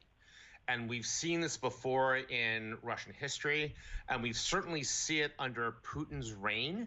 Again, whether it's in Grozny or Chechnya or Syria or elsewhere. And this new general they've appointed, this is part of his strategic imagination. So they may pass it off as rogue units, but I think it's not. I think it's a policy of coercion and intimidation to cow the Ukrainian government into favorable negotiations from Russia's point of view. All right, I'm afraid that's all we have time for. Thank you so much for your time and analysis, Sean McFate of the Atlantic Council. Next, the NYPD has charged a man for a federal terrorism offense. This for Tuesday's subway shooting. The 62-year-old was taken into custody in Manhattan's East Village a little earlier after police received a tip about his whereabouts. 10 people were shot during that rush hour incident and nobody died. Luckily, here's the New York Police Chief Commissioner with the latest. Frank Robert James was stopped on the street and arrested by members of the New York City Police Department. Officers, in response to a Crime Stoppers tip, stopped Mr. James at 1:42 p.m. at the corner of St. Mark's Place and First Avenue in Manhattan. He was taken into custody without incident and has been transported to an NYPD facility. He will be charged with committing yesterday's appalling crime in Brooklyn. France 24's Jessica Lemesurier has more from New York. The suspect in the Brooklyn subway shooting, Frank R. James, has now been taken into police custody. Police sources said that they tracked him down in Manhattan's East Village. He had been on the run for over 24 hours since Tuesday morning, when more than 20 people were injured, half of them suffering gunshot wounds after an attack in a subway car as it pulled into the 36th Street train station in Brooklyn. Thankfully, those who were critically injured are all in a stable condition. Now, James was reportedly already known to the FBI. He had posted bigoted video rants on social media. The 62-year-old was born in the Bronx but had moved from city to city, and police said that he had recent addresses in Wisconsin and Pennsylvania. The motive for the attack is still unknown. Authorities say that the suspect put on a gas mask and fired at least 33 times in that train carriage. His gun jammed, and it's thought that that is what saved lives. In France, so there are just 11 days left until the runoff round of the presidential elections. Incumbent centrist Emmanuel Macron is continuing his efforts to attract voters from the left, referring to both France Unbowed's Jean-Luc Mélenchon and the Greens' Yannick Jadot's programmes. Meanwhile, he accused Marine Le Pen of having an authoritarian streak. The far-right candidate unveiled her foreign policy goals at a press conference, where a protester was escorted out after brandishing a heart-shaped poster of Le Pen and Vladimir Putin.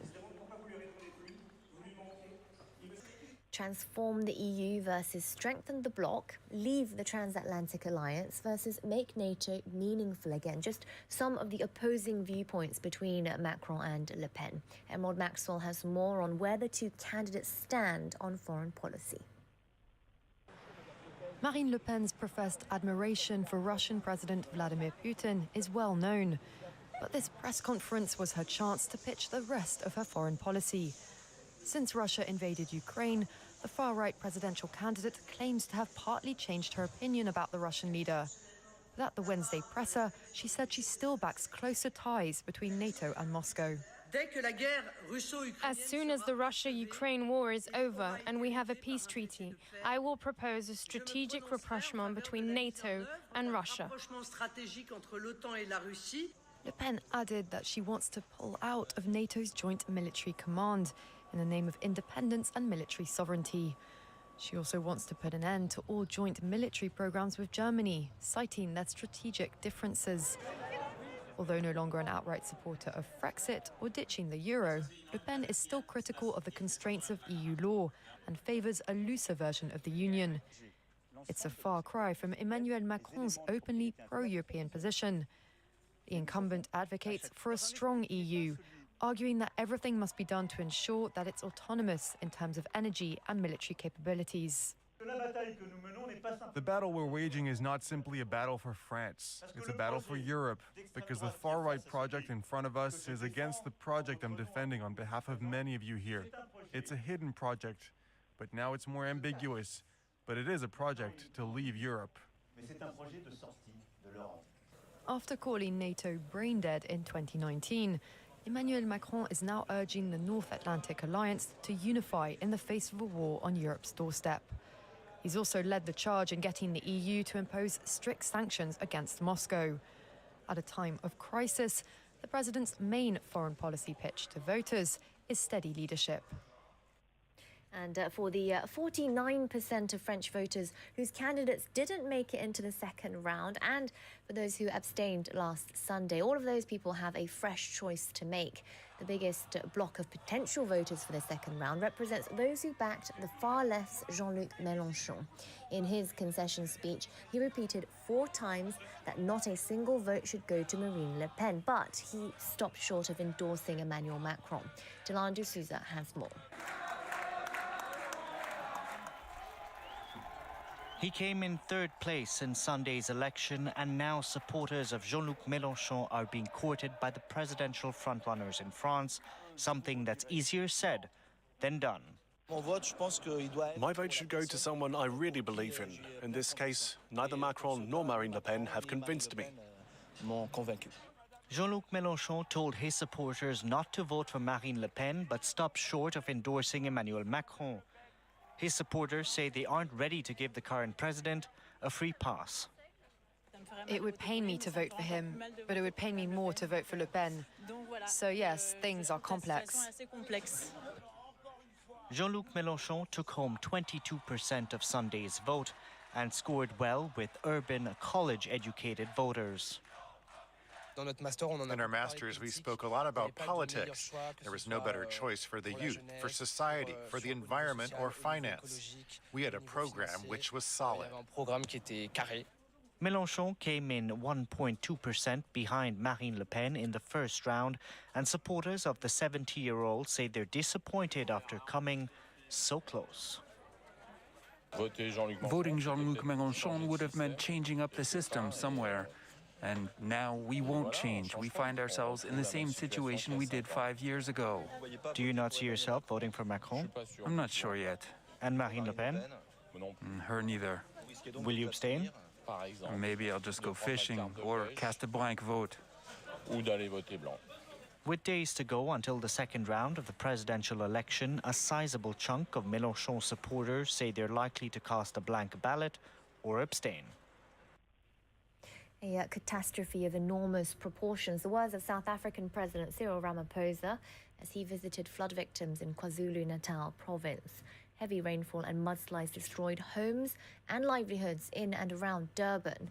The latest death toll stands at 259 people, making this the deadliest storm on record in the country. Caroline Lamberley has more. South African President Cyril Ramaphosa was in the coastal city of Durban today, promising the government would spare no effort in dealing with the disaster. Search and rescue operations continued on Wednesday. More than 200 people have died, and many are still missing. What is very difficult is that we have lost the lives of many people, and their houses have been washed out. The roads have also been washed out, as well as the bridges. We thought we should come here so that we could see for ourselves. All across the KwaZulu-Natal province, floods wreaked havoc and devastation on Tuesday. Entire roads and highways were destroyed, and thousands of homes were damaged. Several power stations were affected, cutting off electricity in parts of the region. Hundreds of residents are now stranded, as they were unable to reach an overwhelmed emergency call center. Those who made it out say they've lost everything. I got nowhere to go now. I got no house, I got no nothing. The situation is very, very bad. I don't know where we're gonna go to sleep now. Regional authorities have urged people residing in low-lying areas to move to higher ground, as more rainfall was expected in the coming days. Torrential rains also poured down on south and central Philippines, the tropical weather event taking place earlier than usual due to climate change. At least 67 people have died and dozens are still missing. Rescue operations are underway, as Delana D'Souza reports. Search and rescue operations now underway in the central Philippines. It's been made possible after the arrival of heavy equipment and the clearing up of the weather. 6 villages in the city of Baybay were hit by landslides over the weekend, and rescue workers have only now begun to uncover the dead. I just hope he comes to us, even if it's only in our dreams. I miss him so much. This was the moment a fresh landslide struck the province of Leyte on Tuesday.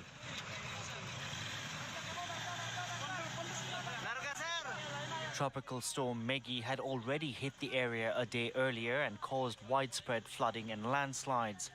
Medics have rushed to treat survivors as local authorities verify who's still missing.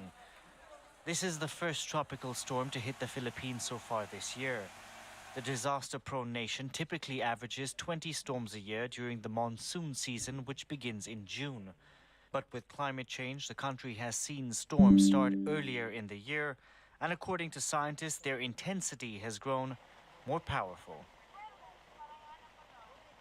And it's time now for a look at the day's top business news with Brian Quinn. Hi, Brian. Hey, Anna. Starting with a warning from Berlin that a ban on Russian energy would mean big trouble for the German economy. The German government says it has ruled out supporting an EU-wide ban on Russian oil and gas for now.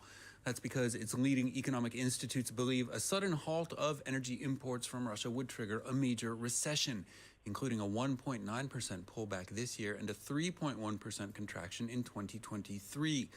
The institutes say the war in Ukraine is already reducing both supply and demand in Germany, though they still expect the economy there to grow by 2.7% this year and 3.1% next year.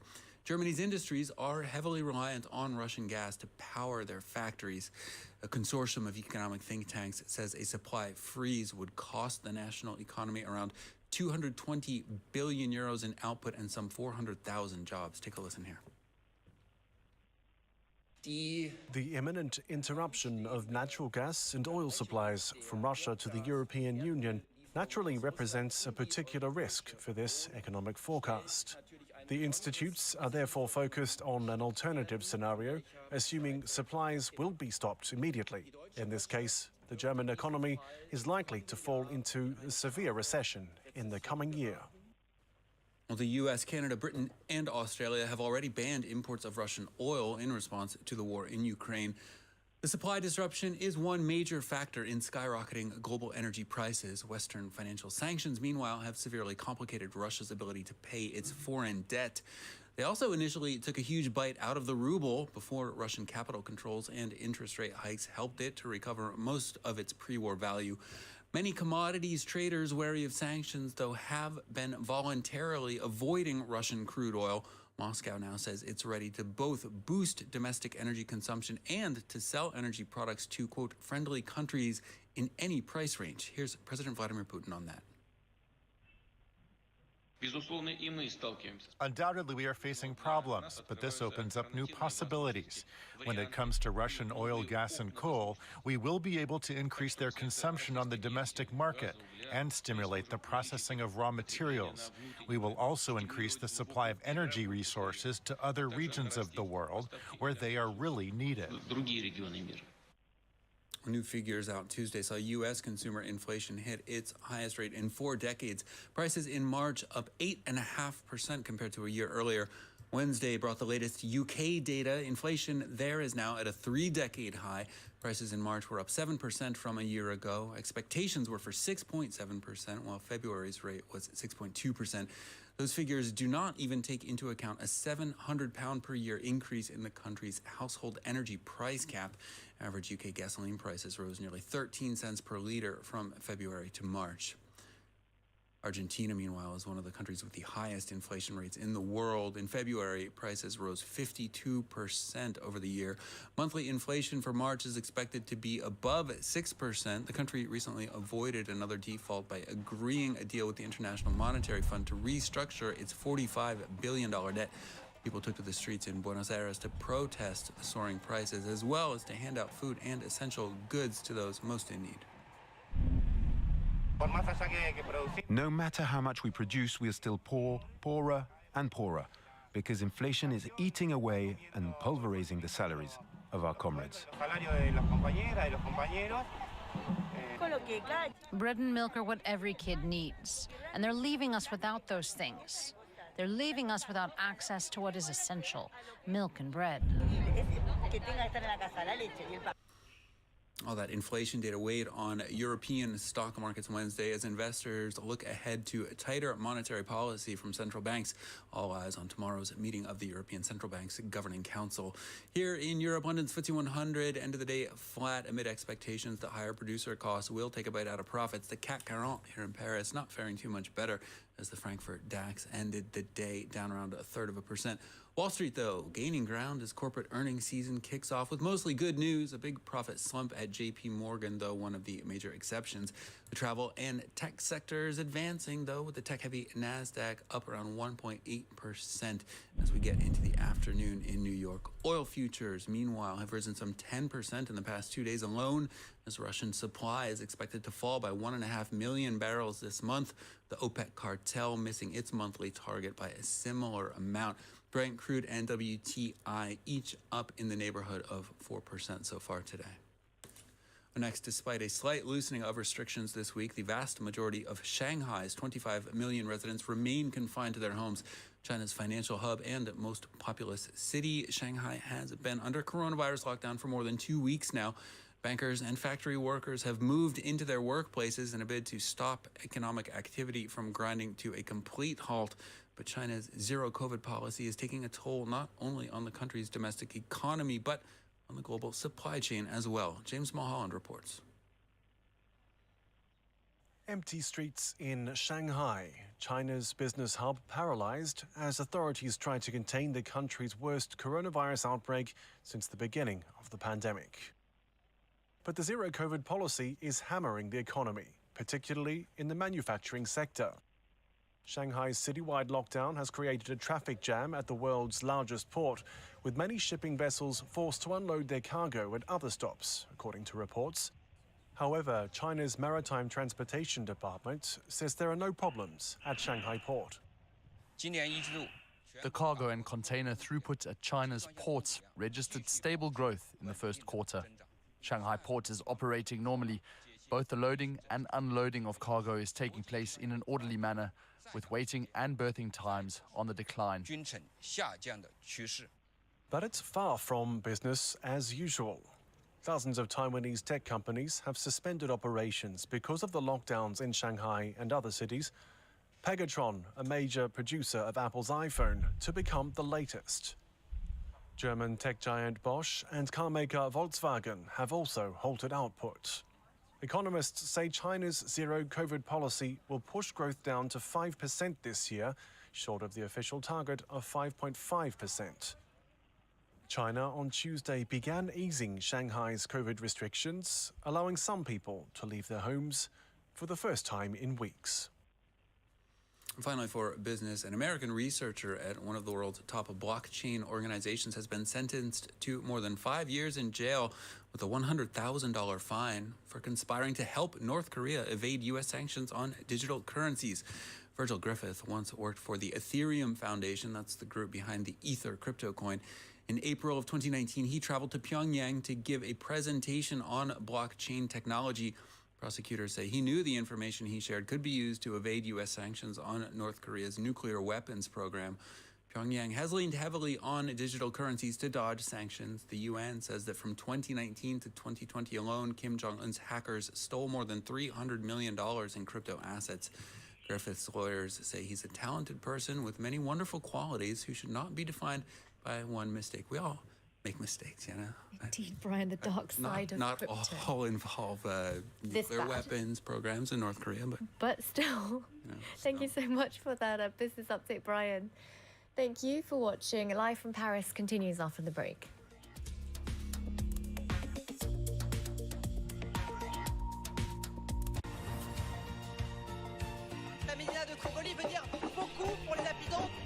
Bienvenidos a las noticias de France 24. Thanks very much for joining us. أهلا بكم في ثقافة في عدد اليوم. Ravi de vous retrouver pour Afrique Hebdo. Au programme cette semaine. This storm has hit New York City a lot. To be a president. 3, 2, 1. Madagascar fait face à une seconde vague meurtrière. Almost 99 million of you watch us every week. So thank you. Shukran. Gracias. Your confidence means a lot to us. Muchas gracias. شكرا على هذه الثقة. Thank you. Merci du fond de mon cœur.